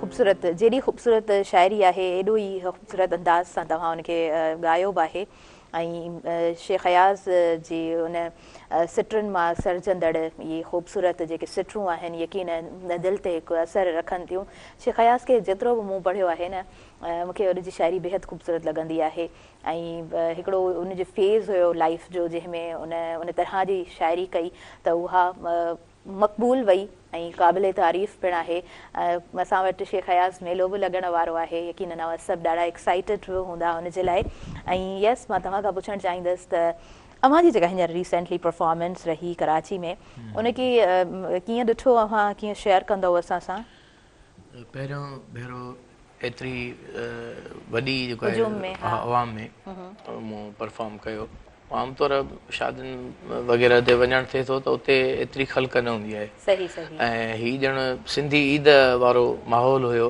ईद वांगुरु ॾाढो सुठा तयारु थिया हुयासीं तमामु माना सभु जेके चैनल आहिनि निजी चैनल उन सभिनी जो गॾियल प्रोग्राम हुयो ऐं सभु आर्टिस्ट असांजा सीनियर बि वेठा हुया जूनियर बि हुया उन्हनि जे विच में वेही ॻाइणु ॾाढो फ़ख़ुर बि थियो ऐं माण्हुनि जे घणनि माण्हुनि जे विच में ॻाइण जो मज़ो आहे ॾाढो। सही बात है। वॾी स्टेज हुई तमामु ऐं मेराठी जी महिरबानी जंहिं मूंखे मौक़ो ॾिनो हुन स्टेज ते सही। ॻाइण जो। अच्छा, हिकिड़े सुठे मोटिवेशनल स्पीकर जी या क्वालिटी हूंदी आहे त हू घणो हुजूम चाहींदो आहे पंहिंजे अॻियां। हा ऐं असां जॾहिं उहो हुजूम मौजूदु हूंदो आहे त ऑटोमेटिकली एनर्जेटिक बि थी वेंदा आहियूं। बिल्कुलु। ऐं मां सम्झंदी आहियां त ऑटोमेटिकली सभु शयूं ज़हन में वितारी थी वञनि, ॻाल्हाइण जी सघ मिलंदी आहे। अल्हम्दुलिल्लाह। हिकु सुठे सिंगर जे लाइ मां सम्झां थी त ऑडियंस ॾाढो मैटर कंदी आहे। ज़ाहिर आहे, ज़ाहिर आहे। सुठी ऑडियंस आहे, घणी ऑडियंस आहे तॾहिं त आर्टिस्ट माना ज़ाहिर आहे को साम्हूं का शख़्सियत हुजे, आईने जे साम्हूं त वेही न ॻाए सघंदो माण्हू। सही था चओ, बिल्कुलु ठीकु, बिल्कुलु ठीकु। अच्छा, इहो बि फेज़ हूंदो आहे हिकिड़ो जॾहिं सिखिया वठंदा आहियो त मिरर जे अॻियां बि प्रैक्टिस त हूंदी न, त जीअं तासुरात जेके आहिनि फेस जा उहे ख़ूबसूरत रहनि, सुठा रहनि, उहे ख़राब न थियनि। हा हा, उहो आमतौर ईअं थींदो आहे त मूं समेत केतिरा ई ॻाइण दौरान पंहिंजो फेस थोरो ईअं को ॾुख जी लाइन अची वई या कुझु किथे वधीक सुर पियो लॻे त चेहरे जो थोरो तासुर चेंज थींदो आहे न, उन करे बि आईने ते शुरूआत में इहा थींदी आहे, प्रैक्टिस थींदी आहे। सही, डिफरेंट फेज़िस आहिनि ऐं ज़ाहिरी ॻाल्हि आहे उन सिखिया जे मुख़्तलिफ़ फेज़िस मां गुज़री इंसान कुझु ठहंदो आहे, कुझु जुड़ंदो आहे। साइमा इकराम साहिबा, हम स्टूडेंट्स की बात कर रहे थे, स्पेशली हम बच्चों की बात कर रहे थे, तरबियत की बात कर रहे थे। 3 चीज़ें होती हैं, एक घर होता है, एक आपका वो रिलीजियस माहौल जो बच्चे को मिलता है, और तीसरा स्टेप आता है कि हमें उस माहौल से क्या मिल रहा है, हम जहाँ पे रह रहे हैं वो समाजी अखलाकियात हमें किस तरह रिस्पॉन्स कर रही है। इन चीज़ों को हम डिनाई नहीं कर सकते। पेरेंट्स का रोल आपने खुद ही एक्सप्लेन किया बहुत अच्छे तरीके से कि बहुत इंपॉर्टेंट होता है, तमाम घणो इंपॉर्टेंट होंदो है पेरेंट्स जो वक्त। आजकल के दौर में ये नहीं देखा जाता कि पेरेंट्स 2 जॉब्स कर रहे हैं, बच्चे को टाइम नहीं दे रहे, और जाहिर सी बात है बच्चे को जब टाइम नहीं मिलेगा तो वो कहीं और से रिसोर्सेज फाइंड करेगा और उसकी पर्सनालिटी पे वो सारी चीज़ें इम्पैक्ट करती हैं। तो पेरेंट्स को किस तरह से, मैं समझती हूँ इस जगह पे कॉन्शियस होना चाहिए। अच्छा, देखिए इसमें सबसे पहली बात तो है कि पेरेंट्स नीड पेरेंटिंग टू। यस, कि बीइंग अ पेरेंट मेरी भी ट्रेनिंग होनी चाहिए कि how I have to handle my kid. ठीक है, ऐसा ही है। बच्चे बहुत हाइपर एक्टिव हैं आजकल। ठीक है, और थोड़ा सा देखिए, जब कोई भी बेबी दुनिया में आता है या कोई भी फूल से पहले जो एक स्टेज होती है, एक पौधा होता है, उसमें बहुत सारे देखिए आप कहने के कांटे होते हैं, शाखें होती हैं, जब उसको एक टाइम लगता है अपने ऊपर फल लाने में और फिर उसको खूबसूरत दिखने में। तो अगर थोड़ा सा हम अपने बच्चों के लिए एज अ पेरेंट मैं कॉम्प्रोमाइज कर लूँ कि कोई बात नहीं, घर मैस हो रहा है तो ठीक है, होने दें, अगर बच्चा कपड़े गंदे कर रहा है तो भी ठीक है। और एक जो आइडियल अप्रोच है ना पेरेंट्स की, देखिए थोड़ा सा वो हमने भी फेस किया, मतलब मैंने भी फेस की ये चीज़, लेकिन हम लोग फिर भी लकी रहे कि हमारे साथ पेरेंट्स के साथ उनके पेरेंट्स भी थे। सही, एक्चुअली वही हमने बड़ा अच्छे से एंजॉय किया नानी और दादी का टाइम। अब अगर हम बात करें तो न्यूक्लियर फैमिली का ट्रेंड ज़्यादा है, लोग इंडिपेंडेंट रहना पसंद करते हैं। आप देखिए कि हमें एग्जाम्पल्स देनी चाहिए लोगों से। फिलिपिनोज है हमारे सामने, चाइनीज हैं, जापानीज हैं, आप देखिए वो बेहतरीन एग्जाम्पल हैं वो नेशंस अपनी कल्चर और अपनी प्रोग्रेस को लेके। मतलब उनका जो रवायात हैं और जो उनकी दुनियादारी है वो सब बराबर और साथ साथ चल रहे हैं। हमारे यहाँ ये प्रॉब्लम आ रही है कि हम बहुत ज्यादा आइडियल अप्रोच में रहते हैं। ठीक है, अब मैं एक आपसे छोटी सी जो मेरी फील्ड है मैं उसी की एग्जाम्पल आपसे शेयर करूंगी। मीटिंग्स होती हैं, भाई रिजल्ट्स इतना क्यों नहीं आया, इतने परसेंटेज आना चाहिए था।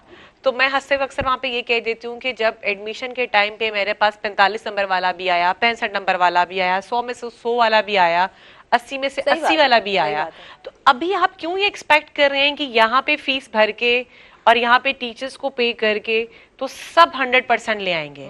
और अगर सब 100% ले आएंगे तो वो भी सोसाइटी में उसकी जरूरत नहीं है। जब सब कुछ परफेक्शन, देखिए परफेक्शन भी आपको समटाइम जो है वो डिप्रेशन देती है, परफेक्शन कहते हैं ना जी। और देखिए मैं एक और चीज मुझे बड़ी अच्छी लगती है आजकल, पता नहीं अभी वो प्रूव होती है या नहीं होती है, तमाम चीजें हमने ऑर्गेनिक लाइफस्टाइल को, ऑर्गेनिक फूड को, हमने हर ऑर्गेनिक चीज को रिजेक्ट किया कि ये खूबसूरत नहीं है। ठीक है, अब हम वापस से हम साइंस ही हमें ऑर्गेनिक पे लेके जा रही है कि आप ऑर्गेनिक पे चले जाएं। ठीक है, अब इस सब में अगर मैं देखती हूँ तो मुझे बात को हंसी भी आती है कि हम बड़ों की जो विलेज विजडम था और जो बड़ों की मिथ्स थी, सारी मिथ्स ठीक नहीं होती हैं, लेकिन हम हर मिथ को रिजेक्ट कर रहे थे। ठीक है, अब आप मुझे बताइए कि साइकोलॉजी वाले जो हैं वो साइकोलॉजी क्यों पढ़ रहे हैं? इट्स मीन कि आज आपकी और जो मेरी आपस में जो चिपकलिश हो रही है उसका असर आपके ऊपर भी आएगा, मेरे ऊपर भी आएगा। कल ही मैं स्टूडेंट्स को एग्जांपल दे रही थी कि इंसान जो होता है ना वो स्टिकर बोर्ड की तरह होता है। जब आप और मैं एक दूसरे से मिलते हैं तो आप ये कुछ स्टिकर्स मुझे आके चिपक जाते हैं और कुछ मेरे स्टिकर्स जाके आपको चिपक जाते हैं, और फिर इस तरीके से हमारी जो ऑराज हैं वो एक्सचेंज हो रही होती हैं। और देखिए मैडम, दीन ने भी यही बात कही, नबी पाक सल्लल्लाहु अलैहि वसल्लम का भी हदीस हमें मिलती है कि आप किसी के लिए अपने दिल में बुराई नहीं रखें, बुक्स नहीं रखें। इट्स मीन कि ऑरा जो है वो आज से 1400 साल पहले भी एग्जिस्ट करता था, और उस ऑरा पे साइंस आज रिसर्च कर रही है कि आप अगर मेरे लिए अच्छा सोचती हैं तो डेफिनेटली आपके और मेरे लिए एक दूसरे, मेरे दिल में भी आपके लिए मोहब्बत और पॉजिटिविटी आएगी। अब जंग जो है ना इंसान की, वो इस चीज के ऊपर है कि पहले आपको साबित करना है कि आप मेरे लिए अच्छा सोचती हैं। जबकि मुझे लगता है कि हमें इस चीज को डिस्करेज करना चाहिए और हमें ये सोचना चाहिए कि सब एक दूसरे के लिए अगर अच्छा सोचेंगे तो सोसाइटी में, जो आपने सवाल किया था कि मैडम देखिए सोसाइटी में सिविलाइजेशन की जरूरत कितनी ज्यादा है, तो इस टाइम पे मुझे लगता है कि अल्लाह का शुक्र है, हम एक अच्छी कौम है, एक अच्छा मुल्क है, हमारी यूथ बहुत ज्यादा है, हम सेहतमंद लोग हैं। अल्लाह ताला ने हमें बहुत अच्छे अच्छे मौसम दिए हैं, बहुत अच्छा रीजन दिया है, सहरा भी दिया है, समुंदर भी दिया है, सब कुछ दिया है। अब हमें थोड़ा सा, हमें मुझे लगता है कि पॉजिटिविटी पे काम करना चाहिए। पेरेंट्स को चाहिए कि वो आइडियल अप्रोच से बाहर आए। सबके बच्चे डॉक्टर नहीं बन सकते, सबके बच्चे इंजीनियर नहीं बन सकते। सही बात। एक जंगल में भी मछली की जरूरत होती है, मंकी की जरूरत होती है, डोंकी की जरूरत होती है, आउल की जरूरत होती है। इसी तरीके से पवंदी आहे, यकीनन ईअं ई आहे। ऐं भाउ सचल खां बि मां पुछणु चाहींदमि केतिरो टाइम ॾींदा आहियो? हुन ॾींहुं तव्हांजो नंढड़ो आयो, माशाल्लाह ॾाढो प्यारो, ॾाढो एक्टिव ॿार आहे। सो केतिरो टाइम, उहो केतिरो टाइम तव्हां खां वठंदो आहे? मुंहिंजो असल में भाइटियो आहे, पुटु न आहे। अच्छा अच्छा। हा, मूंखे अलाह साईं अञा ताईं न ॾिना आहिनि, इहा शिकायत आहे दिलि में। सही, कॾहिं न कॾहिं त ॾींदो, जेकॾहिं हूंदा अलाह साईं वटि वधीक त ॾेई छॾींदो। सही था चओ। हा, ऐं मुंहिंजो सॼो ॾींहुं तक़रीबन उन्हनि सां ई हूंदो आहे। मूंसां ॾाढी मतलब घर में ॿार त मौजूद आहिनि। हा, मुंहिंजा भाइटिया आहिनि, उन्हनि जी दिलि आहे मूंसां ॾाढी, माशाल्लाह। ऐं जेको आहे उहो पढ़ंदा कंहिं स्कूल में, उते जेको आहे उन स्कूल में उनखे माहौल सुठो न मिलियो, वरी कंहिं ॿिए स्कूल में उनखे दाख़िला वठी ॾिनी आहे। हाणे उन ट्यूशन वग़ैरह मां पाण पढ़ायां थो। ॾाढा सुठा थी पिया आहिनि, होशियार थी पिया आहिनि, ऐं मूंसां हर मामले में उन्हनि जो माना लह विचड़ तमामु घणी आहे। घणो टाइम मुंहिंजो सॼो ॾींहुं स्टूडियो ते निकिरी वेंदो आहे, कम इलाही सारा वठंदो आहियां स्टूडियो जे हवाले सां।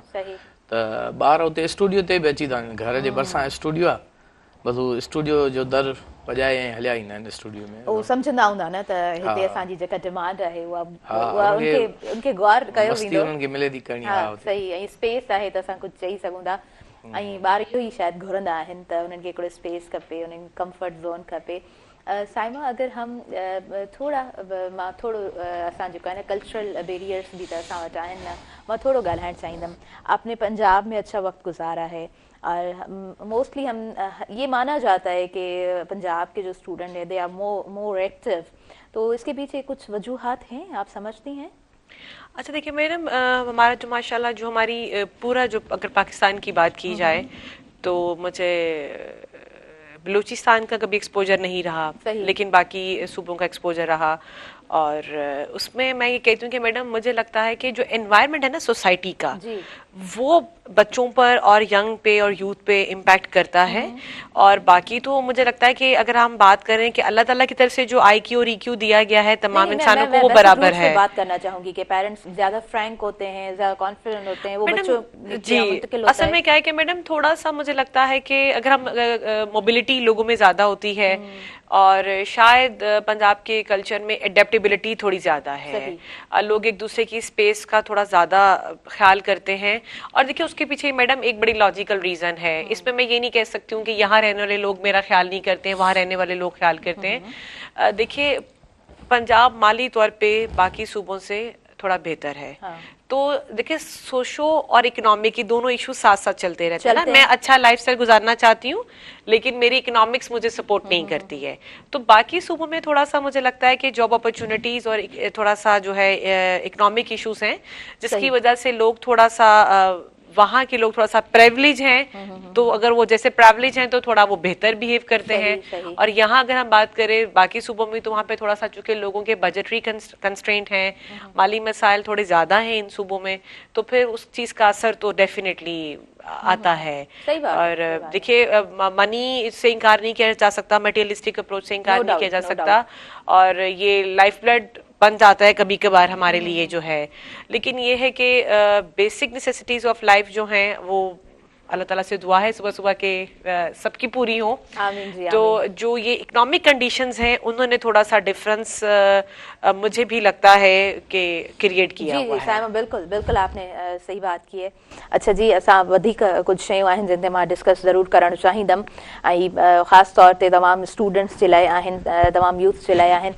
पर असां वधंदासीं शॉर्ट कमर्शियल ब्रेक जी तरफ़। नंढो ब्रेक आहे प्रोग्राम में। हिन प्रोग्राम में भरपूर सहकार मौजूदु आहे। डॉन टी ठाहिण वारनि जो, गाला बिस्किट्स जो भरपूर सहकार मौजूदु आहे। मुंहिंजे देश जो बिस्किट गाला। न्यूज़ ॿुधूं था, न्यूज़ ब्रेक आहे, वरी वापसि अचूं था पंहिंजे प्रोग्राम सुबुह मेहरान।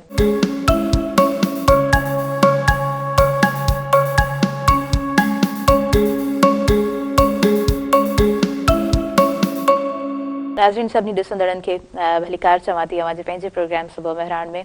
ऐं सुबुह मेहरान में भरपूर स्पॉन्सरशिप मौजूदु आहे डॉन टी ठाहिण वारनि जी, जंहिंजो चवणु आहे त तव्हां डॉन टी वठो ऐं टोकन वसीले 1 लख रुपयो खटे सघो था। हा, ऐं गॾोगॾु गाला बिस्किट्स जो सहकार मौजूदु आहे, मुंहिंजे देश जो बिस्किट गाला। सो पहिरीं असां जेको आहे सो गीत जी तरफ़ अॻियां वधूं था। जी अदा, छा ॿुधाईंदव? सागर शाह जो कलाम आहे। अच्छा, मूंखे ॾाढो वणंदो आहे, काफ़ी आर्टिस्टनि ॻायो आहे कलाम। ओके, ज़बरदस्त, ॿुधूं था।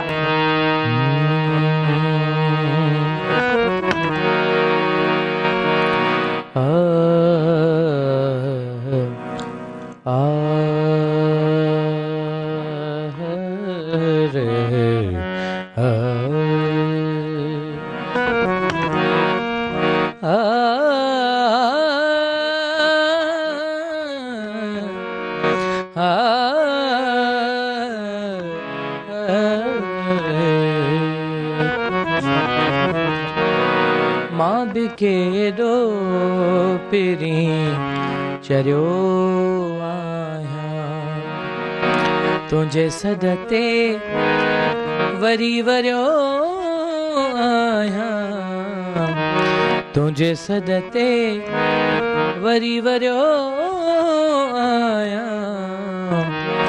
मां बि केॾो पहिरीं चरियो आहियां, मां बि केॾो पहिरीं चरियो आहियां।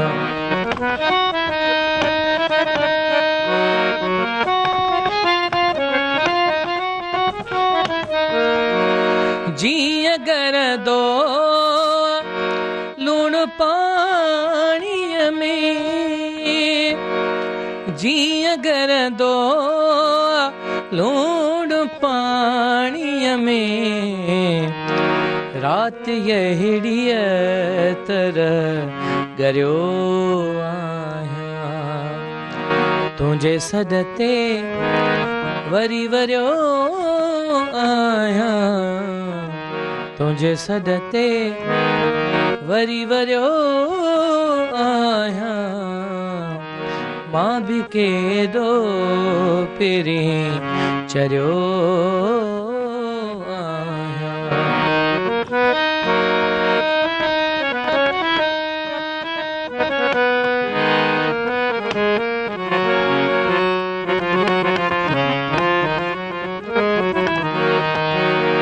आऊं रातियुं जो रातियूं सागर शाह,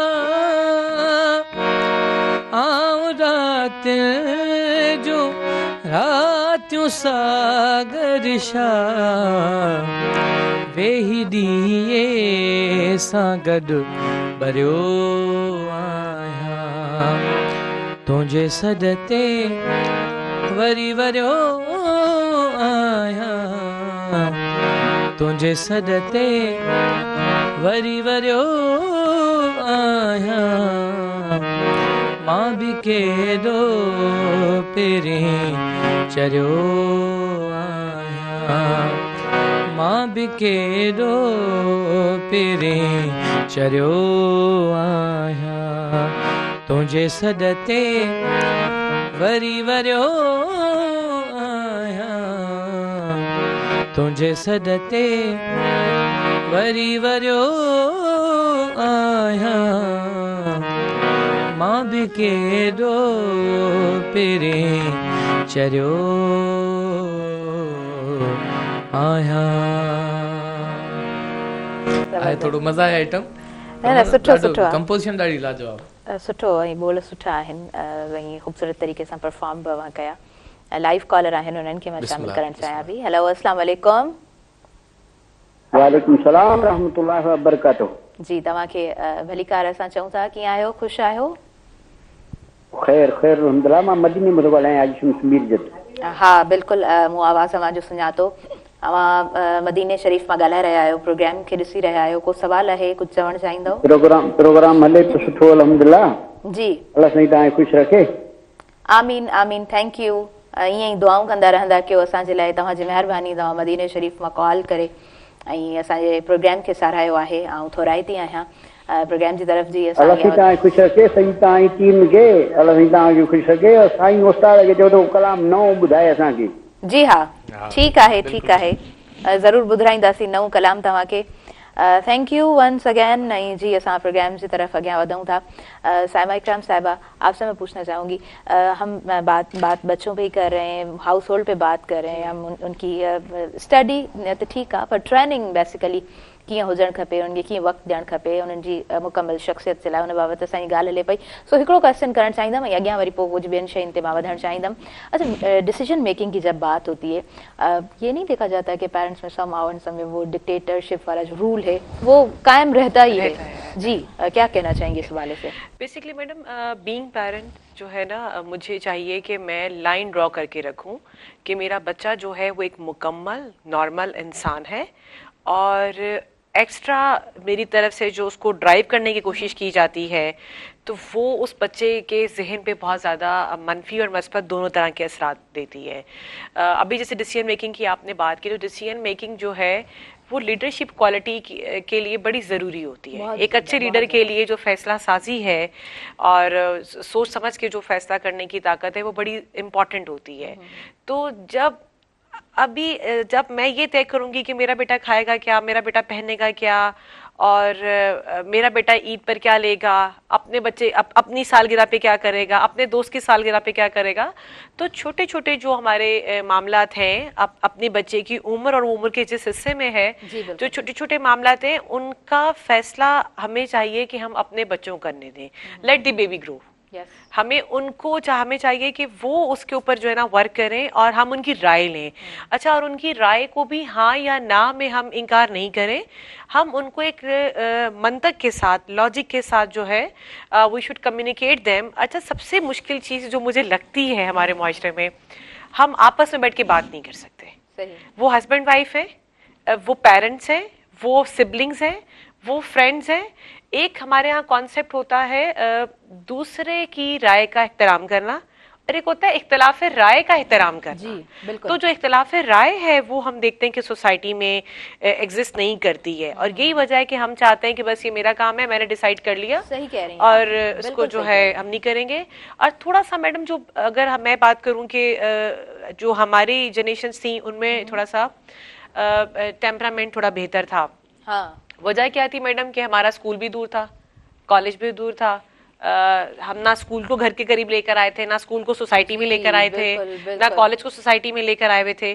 तो जब हम निकलते थे, जाते थे, और आपको मैं बता रही हूँ मैडम, मैं सिर्फ अपनी एग्जांपल दूंगी क्योंकि देखिए इसमें थोड़ी सी नाअहली हो जाती है, कोई माइंड भी कर सकता है। लाइक जब मैं कॉलेज में गई तो मेरे कॉलेज में 4,500 लड़कियां थी लाहौर में। ओके। तो जब गेट खुलता था तो हम प्राइवेट स्कूल के बर्गर बच्चे जब वहां निकलते थे बाहर, तो कॉर्नर्स में खड़े होते थे कि भाई एकदम से जमे गफीर बाहर निकलेगा तो अभी हम तो कहीं यहाँ टकरा ना जाए या कुछ हो ना जाए।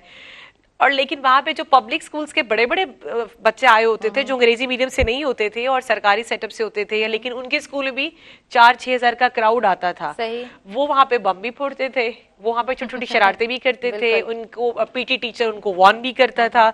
तो वो सारी चीजें जो है ना हमारी एक कह लें कि अच्छी जिंदगी की अच्छी मेमोरीज का हिस्सा रही हैं। अभी बच्चों की मेमोरीज ये हैं कि उनको उनकी पहली बर्थडे पे कौन सी ब्रांड का केक दे दिया गया, कौन सा गिफ्ट दे दिया गया, कौन सा मोबाइल दे दिया गया।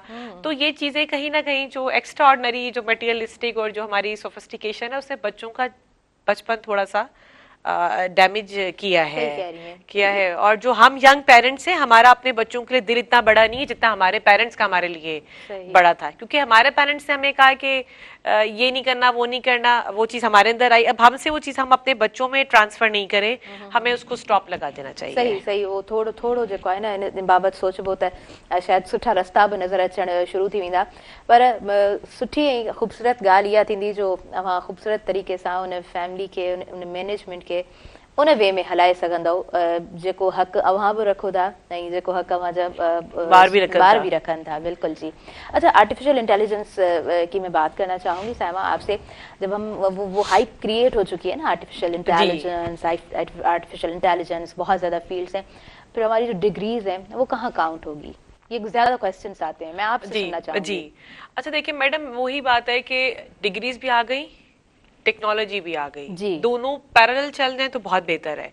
लेकिन अगर पैरेलल नहीं भी चल पा रही हैं तो अभी जितनी भी आने वाली नई टेक्नोलॉजीज हैं, इनको तालीमी इदारे क्या कर रहे हैं, और इसमें हाई एजुकेशन कमीशन जो है पाकिस्तान को भी काफी काम कर रहा है, वो इन टेक्नोलॉजीज को जहां जहां जरूरत है वहां हमारी तालीमी सरगर्मियों का हिस्सा बना जी। तो वहां से ये दोनों चीजें जो है वो हमारी कवर हो रही हैं। और उसमें ये है कि अभी अगर हम बात करें कि मेडिकल साइंस देखें तो उसमें भी टेक्नोलॉजी है, अगर हम जनरल साइंस देखते हैं या हम कोई मैनेजमेंट साइंसेस देखते हैं, तो तमाम फील्ड में जो आईटी है उसको जो है वो एजुकेशन जो है उसको इमर्ज कर रहे हैं और उसको उसका हिस्सा बनाकर पैरेलल लेके चलने की कोशिश कर रहे हैं। लेकिन इस सारे सिनेरियो में जो आने वाला टाइम होगा उसमें एज अ ह्यूमन हमें थोड़ी ज्यादा एफर्ट्स देनी पड़ेंगी, बिकॉज हमें अपनी स्पेशलाइज स्किल्स डेवलप करनी होंगी, क्योंकि उस टेक्नोलॉजी को इंस्ट्रक्शन भी हम ही दे रहे होंगे। जी बिल्कुल, ॾाढो सुठे तरीक़े सां करेक्ट आंसर तव्हां ॾिनो आहे। असांजी वधंदासीं शॉर्ट कमर्शियल ब्रेक जी तरफ़, ऐं हिन प्रोग्राम सां भरपूर सहकार मौजूदु आहे डॉन टी ठाहिण वारनि जो ऐं गाला बिस्किट्स जो जी भरपूर सहकार मौजूदु आहे। मुंहिंजे देश जो बिस्किट गाला नड़ो ब्रेक आहे, असां सां गॾु रहिजो।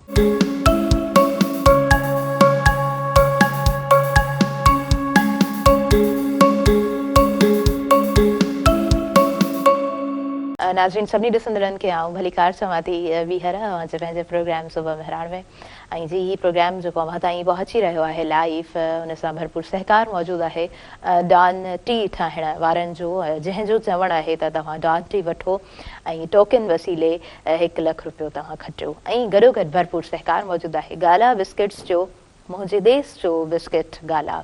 ऐं हिन तरफ़ ख़ूबसूरत मुंहिंजा महिमान मौजूदु आहिनि। सचल भाउ खां असां कुझु ॿुधंदासीं, छा ॿुधाईंदो?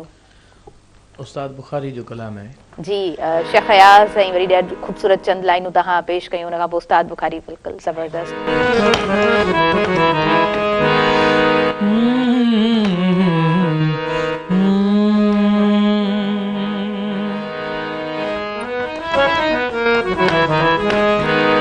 असीं प्यार करण वारा माण्हू, असीं प्यार करण वारा माण्हू, असीं प्यार करण वारा माण्हू, असीं प्यार करण वारा माण्हू।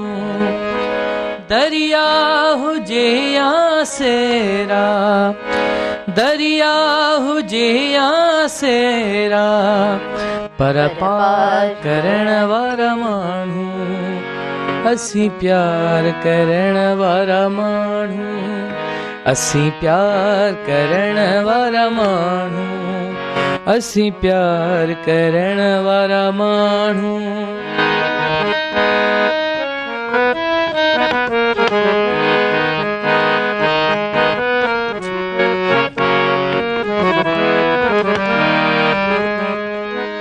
हिकु पंहिंजी आजी तरले ॿियो सुहिणा तुंहिंजे सिर लए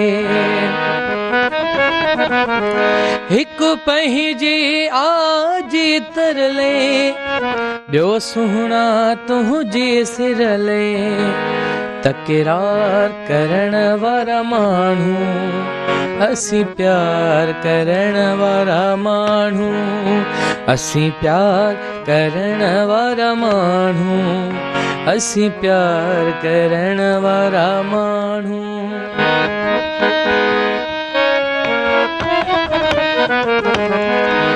ॾिस हे ॾिस के थो सीनो छॾ हाणे इहो आईनो ॾिस हे ॾिस के थो सीनो छॾ हाणे इहो आईनो सिंगार करण वारा माण्हू असीं प्यार करण वारा माण्हू असीं प्यार करण वारा माण्हू असीं प्यार करण वारा माण्हू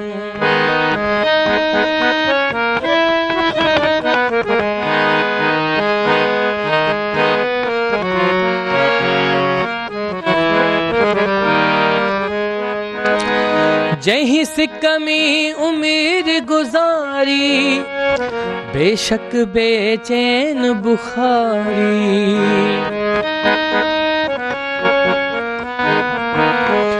जहीं सिक में उम्र गुजारी बेशक बेचैन बुखारी इंतजार करण वारा माण्हू असीं प्यार करण वारा माण्हू असीं प्यार करण वारा माण्हू असीं प्यार करण वारा माण्हू दरिया हुजे या सेरा दरिया हुजे या सेरा पर पार करण वारा माण्हू असीं प्यार करण वारा माण्हू ख़ूबसूरत शायरी उस्ताद बुखारी जी छा ई ॻाल्हि कजे ऐं गरोवर जी ख़ूबसूरत आवाज़ सचल भाउ जो अच्छा सखी पिया खे मिली त चइजां थोरो थोरो ॿुधाइजो इहो बि असांखे सखी पिया खे मिली त चइजां चांदनी तो सिवा न थींदी अची त मुंहिंजी उमास में अची त मुंहिंजी उमास में छो त ॿी राति कान थींदी सखी पिया खे मिली त चइजां चांदनी तो सिवा न थींदी बेहद खूबसूरत लाइन्स आहिनि ये अच्छा जी साइमा साहिबा जॉब हंटिंग के हवाले से अगर हम बात करें जॉब फाइंडिंग के हवाले से बात करें मां नथी सम्झां त हिन दौर में जॉब खे फाइंड करणु वॾो मसइलो आहे पर हा तरीक़ेकार छा हुजणु खपनि उहे स्टूडेंट्स जेके उहा सुठी CGPA आहिनि त ठीकु आहे उन्हनि वटि मौजूदु आहे ऐं असां इहा बि ॻाल्हि कंदा आहियूं त ॿाहिरि जी दुनिया उन्हनि खे वेलकम चवंदी आहे एतिरी सुठी जॾहिं असां वटि स्ट्रीम कलेक्ट थींदी आहे त असां उहो बि ॾिसंदा आहियूं त चङो ख़ासो रेशो पाकिस्तान मां ॿाहिरि वञी रहियो हूंदो आहे त उहे जॉब्स कीअं फाइंड कजनि साइमा मैं आपसे डिस्कस करना चाहूँगी देखिए मैडम इसमें आपने दो बातें की हैं एक तो आपने ब्रेन ड्रेन की बात की कि उस ब्रेन को यहाँ पे एडजस्ट क्यों नहीं किया जाता और उसी ब्रेन को बाहर एक्सेप्ट कर लिया जाता है तो एक तो ये हमारे पास है अच्छा दूसरी बात ये है कि जॉब सब फाइंड कैसे की जाए इसमें ये होता है कि अब तो यूनिवर्सिटीज़ ने खुद से भी ये काम करना शुरू कर दिए हैं कि जॉब फेयर्स करते हैं करियर फेयर्स करते हैं और यूनिवर्सिटीज़ जो हैं वो रिक्रूटमेंट ड्राइव्स करवाई जाती हैं कि वो इदारे जिनको जॉब की नीड होती है वो जॉबियंस के पास खुद आ जाते हैं वहाँ पर आके उनके इंटरव्यू वगैरह लेते हैं लेकिन उसमें बेसिकली ये है कि जॉब हंट करना अगर एज अ इंडिविजुअल हम जॉब कैसे हंट कर सकते हैं तो बहुत सारी हमारे पास जो है वो सोशल मीडिया प्लेटफॉर्म भी हैं हमारे पास बहुत सारी जो है वो वेबसाइट्स भी हैं और हमें बेसिकली स्टूडेंट्स को ये करना चाहिए कि वो पहले जाएं और जाकर देखिए कि उनको जाके सर्च करें कि इंटरनेट पे काफ़ी मटेरियल अवेलेबल है कि एशिया में कौन से CV प्रैक्टिसेस या पैटर्न्स फॉलो किए जा रहे हैं, यूरोप में कौन से सीवीज जो हैं वो फॉलो किए जा रहे हैं, यूएसए में कौन से सीवीज किए जा रहे हैं। और आपने जब अपना रिज्यूमे बना लिया, रिज्यूमे में मैम सबसे ज़्यादा जो बड़ी गलती होती है, लोग क्या करते हैं, बनवाते किसी से हैं, प्रिंट किसी से करवाते हैं और फिर वो खुद लेके चले जाते हैं इंटरव्यू देने के लिए। तो सबसे पहला डॉक्यूमेंट जो आप किसी भी अपने टू बी बॉस की टेबल पे रख रहे हैं, उसमें आपका अपने समटाइम्स स्पेलिंग जो होते हैं ना नाम के, वो भी ठीक नहीं होते हैं। तो एक तो जो डॉक्यूमेंट आप लेके जा रहे हैं उसको करें। दूसरी बात है कि सीवी में सिर्फ वही चीज मेंशन करें जिसके बारे में आपको पता है। बहुत से लोग क्या करते हैं कि जैसे अभी बहुत से यंग ग्रेजुएट्स खास तौर पे, वो आपसे आपका सीवी लेंगे और उस पर अपना कट पेस्ट कर देंगे। अब उसमें आपने लिखा होगा जी आई एम अ बिब्लियोफाइल और I am a Avid reader या मैं बुक पढ़ती हूँ, और जब उनसे पूछा जाए कि आपने भी रिसेंट बुक कौन सी पढ़ी है तो उनको बिल्कुल याद नहीं होता है। दूसरी बात ये होती है कि अगर जैसे फ्रेश ग्रेजुएट आता है तो उससे हम कुछ बहुत ज्यादा सवाल तो करते नहीं है रिक्रूटमेंट वाले।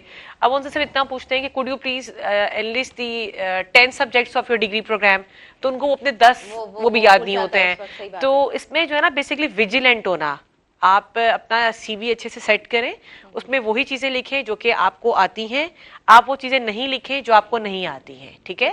और आपको जो आता है उसी की बेस पे अपनी जॉब सर्च करें। और जब आपका सीवी कंप्लीट हो जाए तो मैं ये कहती हूँ कि आप लिंक्डइन वगैरह पे अपनी प्रोफाइल अपडेट कर दें, ठीक है। इस तरह हर मुल्क के बहुत सारी अपनी अपनी जो है और वो आपको इजीली मिल जाती हैं। यूरोपास वगैरह पे भी लोग जाकर जो वेस्टर्न कंट्रीज में जाना चाहते हैं वहां पर पोस्ट कर देते हैं। अब होता ये है कि आप उसको जब आपको जॉब मिल जाती है, उस जॉब को आप अपनी प्रोफाइल में ऐड करें। लेकिन यंग ग्रेजुएट्स को मैं एक सजेशन यहाँ पे देना चाहूंगी जो कि उनकी करियर के लिए बड़ी अच्छी होती है, आप कभी भी अपने आप को जॉब के लिए क्लोज नहीं करें। आप लेट्स सपोज हम सिर्फ यहाँ पे लिंक्डइन की बात करते हैं और आपने लिंक्डइन में अपनी प्रोफाइल बना दी। मुझे मैडम अभी 15-16 साल हो चुके हैं जॉब करते हुए, लेकिन स्टिल अगर आप मेरे लिंक्डइन की प्रोफाइल चेक करेंगी तो वो आपको ओपन मिलेगी, means I am available for job. अब उससे मुझे बेनिफिट क्या होता है एज एम्प्लॉई कि बहुत सारे इदारों की जॉब्स आपको इनबॉक्स होती रहती हैं, मैं जाके उनको रीड करती रहती हूँ। तो एटलीस्ट मुझे अपने ही करियर को लेके जो मार्केट की स्पेसिफिकेशन या जो न्यू ट्रेंड्स आ रहे हैं या न्यू डिमांड्स जो आ रही हैं, सही बात है, उनका मुझे अंदाजा होता रहता है, अंदाजा लग रहा है। ऐं असां वधीक कंटिन्यू कयूं था, लाइव कॉलर आहिनि उन्हनि खे मां शामिल कंदसि। हेलो अस्सलाम वालेकुम। वालेकुम अस्सलाम। अभी ॾाढो फर्स्ट क्लास प्रोग्राम थियो हले। महिरबानी। तव्हांजी अवां किथां खां ॻाल्हायो पिया, पंहिंजो नालो ॿुधाइजो। गुलाम अहमद कासली को तुम्हारी मोहम्मद खान साहब जी अदा भलेकार जो कलाम ॿुधाई साईं के नओ कलाम बि असांखे ॿुधाए। हा ज़रूर ज़रूर नओ कलाम ॿुधायूं था। ऐं अव्हां ॿुधायो त प्रोग्राम अव्हां रोज़ जी बुनियाद ते ॾिसंदा आहियो या अॼु इहे प्रोग्राम ॾिठो आहे, कॉल कई आहे? तकरीबन रोज़ जे बुनियाद ते ॾिसंदा आहियूं, तकरीबन रोज़ जे। ज़बरदस्त जी ज़बरदस्त, ॾाढो सुठो लॻो, थैंक यू सो मच तव्हां कॉल कई। ऐं ही बि फरमाइश आहे नओ कलाम, सो यस नओ कलाम जी। कुझु चंद अशार जेकॾहिं ज़हन में आहिनि त। नओं कलाम माना आहे मुंहिंजो ई कलाम आहे, पंहिंजो ई ॻाल्हि आहे।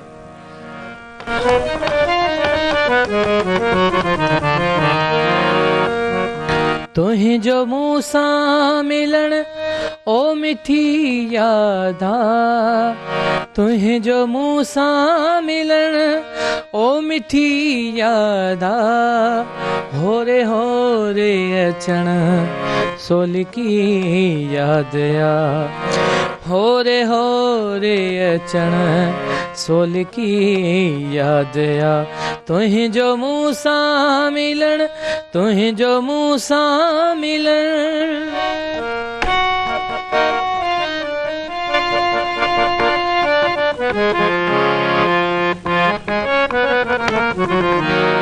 प्यार जी तात में तेज बरसात में,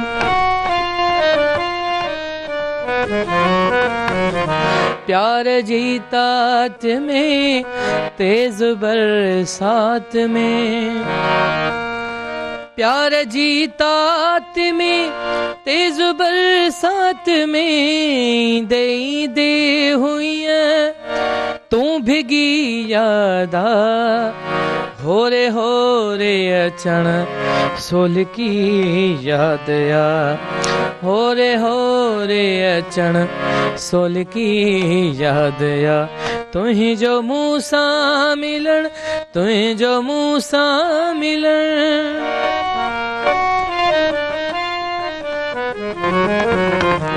ये ॾाढी ख़ूबसूरत लाइनूं आहिनि। हिकु दफ़ो थी मिलण में वई देर हुई, हिकु दफ़ो थी मिलण में वई देर हुई, हिकु दफ़ो थी मिलण में वई देर हुई, हिकु दफ़ो थी मिलण में वई देर हुई, तो मुकी हुई चिड़ी सा चिट्ठी याद आ, होरे होरे अचण सो लिखी याद आ, होरे होरे अचण सो लिखी याद आ, तुंहिंजो मूं सां मिलण, तुंहिंजो मूं सां मिलण। ज़बरदस्त ज़बरदस्त ज़बरदस्त ख़ूबसूरत बोल ऐं ख़ूबसूरत आवाज़। ऐं वधंदासीं शॉर्ट कमर्शियल ब्रेक जी तरफ़। नंढो ब्रेक आहे, सुबुह बहिराण प्रोग्राम सां भरपूर सहकार मौजूदु आहे डॉन टी ठाहिण वारनि जो, ऐं गॾो गॾु भरपूर सहकार मौजूदु आहे गाला बिस्किट्स जो, मुंहिंजे देश जो बिस्किट गाला। नंढो ब्रेक आहे, कंटिन्यू कयां थी अवां जो पंहिंजो प्रोग्राम सुबुह बहिराण।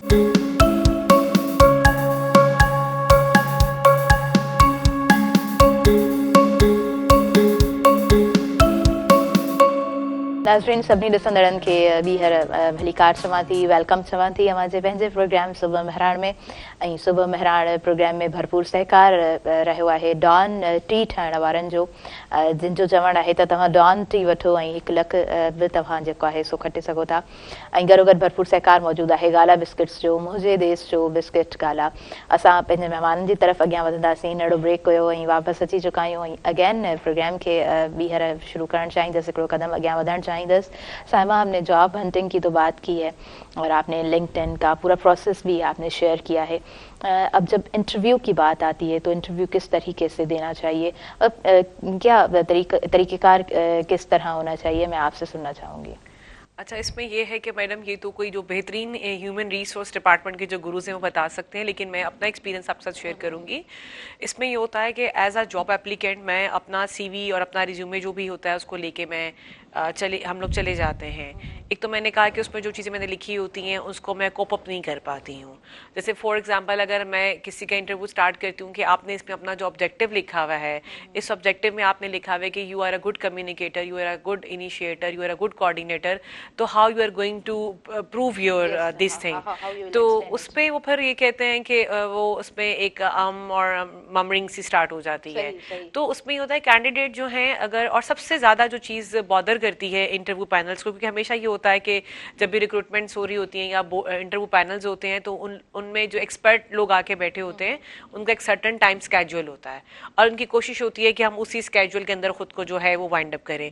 तो ऐसे में ये होता है कि जब इंटरव्यूअर क्वेश्चन करता है ना कि टेल अस अबाउट योरसेल्फ, तो लोग कहते हैं माय नेम इज साइमा। फिर उनको हमें कहना पड़ता है कि भाई, फिर सवालिया नजरों से लोग उनको देखते हैं कैंडिडेट को कि आप किस तरह से बात कर रहे हैं। फिर बहुत मुश्किल से, यानी कि जो इंटरव्यू वाला था, सिर्फ मैं अभी बेसिक आज एक ही टिप पे बात करूंगी कि आपको सिर्फ ये जानने के लिए कि मैं आपके पास जॉब लेने के लिए आई हूँ और मैं कौन हूँ और मैं कहाँ से आई हूँ और मैं क्या करती रही हूँ और क्या कर सकती हूँ, इसको करने के लिए आपको मुझसे कुछ 7 से 8 सवाल करने पड़ते हैं। तो मेरा हमेशा एक स्टूडेंट्स को और जो नए हमारे पास जॉबियंस होते हैं उनको मैं एक ही बात कहती हूँ कि आप अपना जो इंटरव्यू है एटलीस्ट जो 1.5 लाइनें आपको उसके सामने जाके रखनी है। देखिए, एक रिसर्च हुई थी वेस्ट में जिसमें ये बताया गया था कि इंसान का जो परसेप्शन है वो 7 सेकंड में डेवलप हो जाता है। तो आपने मुझे देखा और 7 सेकंड के अंदर अंदर जैसे ही मेरा चेहरा आपके सामने से गुजरा तो 7 सेकंड के अंदर अंदर आप मेरे बारे में अपनी पहली राय आपका जहन कायम कर लेता है।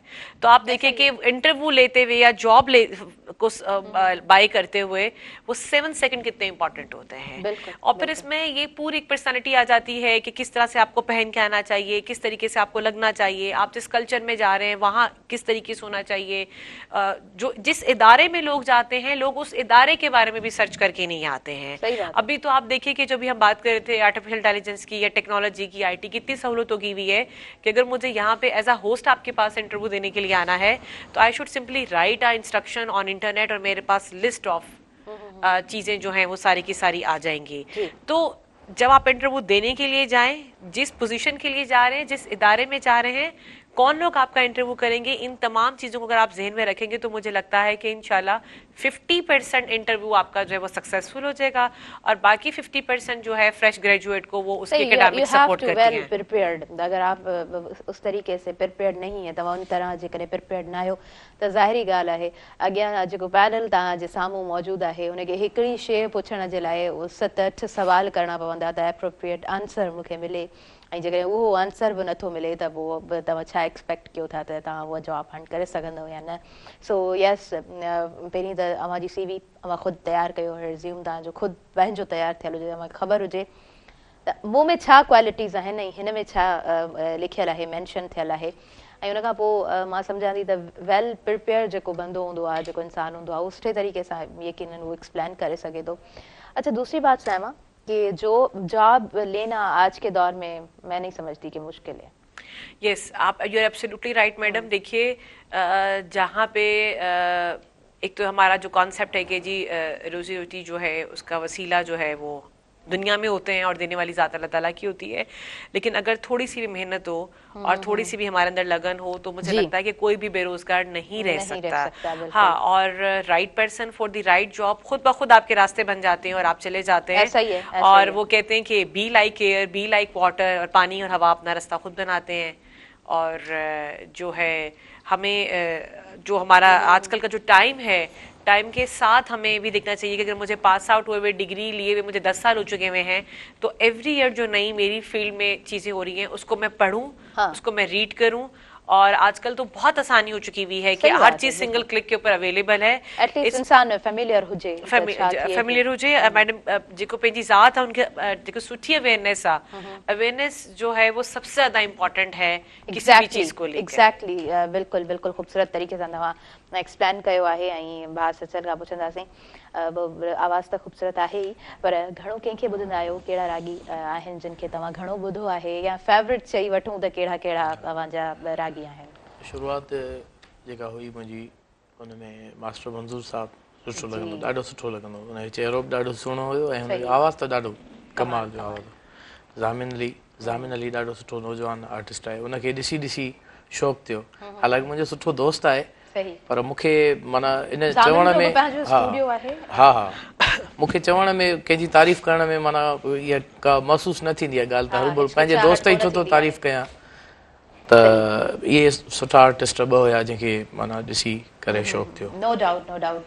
ज़ामिन भाउ जो असां कमु ॾिसंदा आहियूं ऐं शुरू खां उहो कोन्हे हिनजो हिकिड़ो पुराणो हिकिड़ो गीत मूंखे यादि न पियो अचे ज़हन ते, तूं भली दिलरुबा नाज़ कर, हा हुन में बिल्कुलु जेको आहे सो बिल्कुलु नंढो छोकिरो ऐं एॾो ख़ूबसूरत आवाज़, एॾो प्यारो आवाज़। सो तॾहिं खां वठी उहा हाइप त क्रिएट थी चुकी हुई भाउ ज़ामिन जी, बेहद ख़ूबसूरत आवाज़ अथसि। अच्छा जी, उन खां अलावा अव्हां खां जेकॾहिं पुछिजे त तव्हां रियाज़ जी बि ॻाल्हि कई आहे, पर न्यू जेको कमु आहे, छा प्लानिंग आहे, छा कमु हले पियो, कीअं शेयर कंदव? मुंहिंजा इलाही सारा एल्बम मार्केट में आया आहिनि। हाणे हिकिड़ो एल्बम तयारु आहे, हुनजी वीडियो शूट लाइ हू माना तयारु आहे, इनशाला कुझु ॾींहंनि में अची वेंदो। कमकार मुंहिंजो स्टूडियो आहे, पाण कंटेंट क्रिएटर आहियां, त इन करे मूंखे ॼण माना वेठो ई उन सीट ते आहियां जिते ॿियनि जो कंटेंट बि ठाहियां थो, पंहिंजे लाइ बि ठाहियां पियो। त रस्तो आहे, बाक़ी माना ज़ाहिर आहे त कुझु साथी अहिड़ा खपनि, सही सही, माना कुझु जेके ॿिया माण्हू आहिनि, डायरेक्टर आहिनि, वीडियो डायरेक्टर, इहे टीम अञा मुंहिंजी मुकमल न आहे। माना बाक़ी मुंहिंजो यूट्यूब चैनल आहे, उन्हनि ते सॼो कमकार ॾींदा रहूं, मुख़्तलिफ़ टीवी चैनलनि सां कमु कयूं पिया। ज़बरदस्त ज़बरदस्त, ठीकु आहे, हिकिड़ो प्रोसेस में त कमु हले पियो। उहो चवंदा आहिनि न कंटिन्यूटी हुजे त पोइ रास्ता त बणिजी वेंदा आहिनि, ठही वेंदा आहिनि। अच्छा, हुन खां अलावा जीअं त अव्हां ख़ुदि पंहिंजी ज़ुबानी चयो त अव्हां जो कमु डिफरेंट आर्टिस्ट सां हले थो, सिंगर सां हले थो, इहो सवाल पुछणु मुंहिंजे ख़्याल सां बहितरु रहंदो त न्यू टैलेंट खे कीअं था ॾिसो? न्यू टैलेंट छोकिरा सुठी महिनत कनि था पिया, नवां नवां दोस्त आया आहिनि। अमजद मीरानी छोकिरो हिकिड़ो ॾाढो सुठो, मुलाक़ात मुंहिंजी थी हुई हिकिड़ो प्रोग्राम हो कंहिं निजी चैनल जो, उन में मुलाक़ात थी तंहिं महिल उनखे सिंधी ॻाइण बि न पियो अचे हींअर मोहन जा गाना ॿुधाइनि ॾाढो सुठो नौजवान ॻाए पियो वाओ हालार आरी जो आहे ॾाढो सुठो छोकिरो सैफ समय जो सुठो पियो ॻाए नो डाउट ही माना नवां नवां आर्टिस्ट ॿियो छोकिरो हिकिड़ो पंहिंजो सूमरो आहे जंहिंजी बैंड आहे जंहिंजो कलाम हिकिड़ो मशहूरु थियो त साकी भरे ॾे पैमाना नवां नवां ॾाढा सुठा इन्हनि जा गाना ॿुधण सां माना हू पाण खे माना एनर्जी मिली थी वञे ज़बरदस्त ॾाढा सुठा सुठा नाला तव्हां जेको आहे काउंट कराया हिन जे प्रोग्राम में ऐं जी असां वधंदासीं अच्छा मूंखे चंद सवाल अञा हुया मूंखे मैडम साइमा खां उहे क्वेश्चन्स करणा हुया अच्छा साइमा अगर आप टीचर नहीं होती तो क्या होती मुझे लगता है अगर मैं एजुकेशन सेक्टर में नहीं होती तो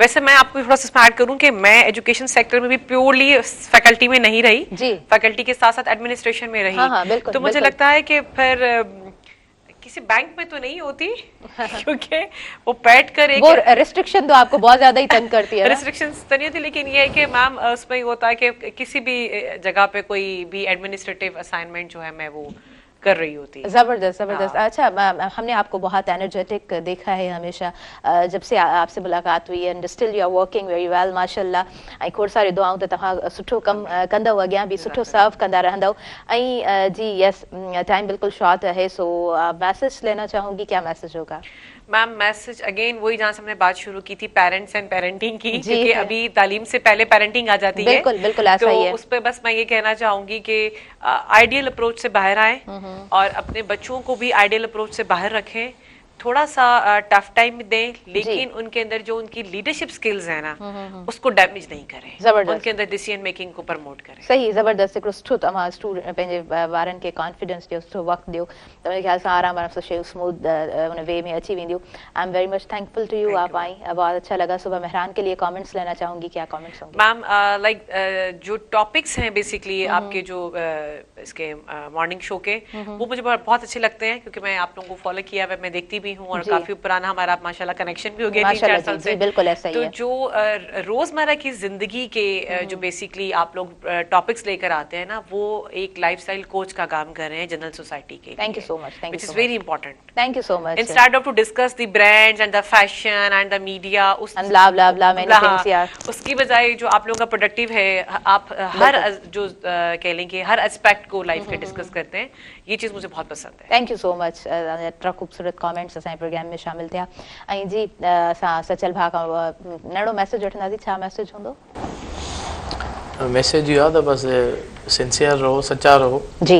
कूड़ न ॻाल्हायो मैसेज एतिरा न हूंदा आहिनि हाँ बिल्कुल सिंसियरिटी ऑनरशिप इन्हनि शयुनि जी घटिताई त आहे सो या सिंसियर रहणु खपे जिथे मौजूदु आहे उते घटि में घटि इंसान पाण सां सिंसियर हुजे पंहिंजे कम सां सिंसियर हुजे ऐं सुबुह मेहरान जे लाइ चंद कमेंट्स वठंदमि पसंदीदा प्रोग्राम आहे मुंहिंजो ॾाढो हिते ईंदो आहे ॾाढो मज़ो ईंदो आहे तव्हांजूं ॻाल्हियूं ॿुधी ऐं अहिड़ा टॉपिक्स ॻाल्हियूं करे वठंदा आहियो ॾाढो स्टडी करे ईंदा आहियो मामलात जी थैंक यू सो मच अदा थैंक यू सो मच तव्हांजा कमेंट्स यकीनन वैल्यूएबल रहिया असांजे लाइ ऐं हू चवंदा आहिनि न त जॾहिं हिकिड़े आर्टिस्ट खे सुठा कमेंट्स मिलंदा आहिनि त उनखे उनजे लाइ उहा खुराक ज़रूरु हूंदी आहे सो यस असांजी पूरी टीम इहे कमेंट्स ॿुधणु चाहींदी आहे सो यस आउं प्रोग्राम में लास्ट में कमेंट्स ज़रूरु वठंदी आहियां I am very much thankful to both of you तव्हां आयो तव्हांजी मौजूदगी सां मुंहिंजो प्रोग्राम बेहद ख़ूबसूरत बणिजी मुंहिंजे तमामु नाज़रीन ताईं पहुतो आहे नाज़रीन हिन वक़्तु तव्हां खां असां मोकिलाईंदासीं हिन पूरे प्रोग्राम सां भरपूर सहकार मौजूदु रहियो डॉन टी ठाहिण वारनि जो जंहिंजो चवणु आहे त तव्हां डॉन टी वठो ऐं टोकन वसीले लखपति ऐं बणिजी सघो था ही सुनहरी मौक़ो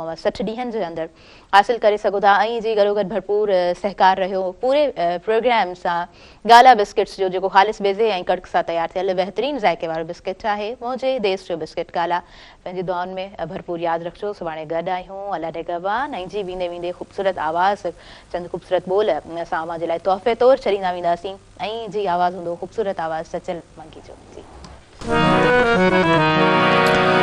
आस जा दीप जलाया वेठो पागल मन बहलाया वेठो आस जा दीप जलाया वेठो पागल मन बहलाया वेठो राणो आखिर नेठ तईंदो राणो आखिर नेठ तई दो काके रुठल पर चाया वेठो पागल मन बहलाया वेठो ओ आजादी हाण हलिया ओ आजादी हाण हलिया गीत तुंजा मां गाया वेठो पागल मन बहलाया वेठो आस जा दीप जलाया वेठो पागल मन बहलाया वेठो दिल आजाद पखियड़ो थी पैया दिल आजाद पखियड़ो थी पैया प्रेम नगर पो चाया वेठो पागल मन बहलाया वेठो आस जा दीप जलाया वेठो पागल मन बहलाया वेठो।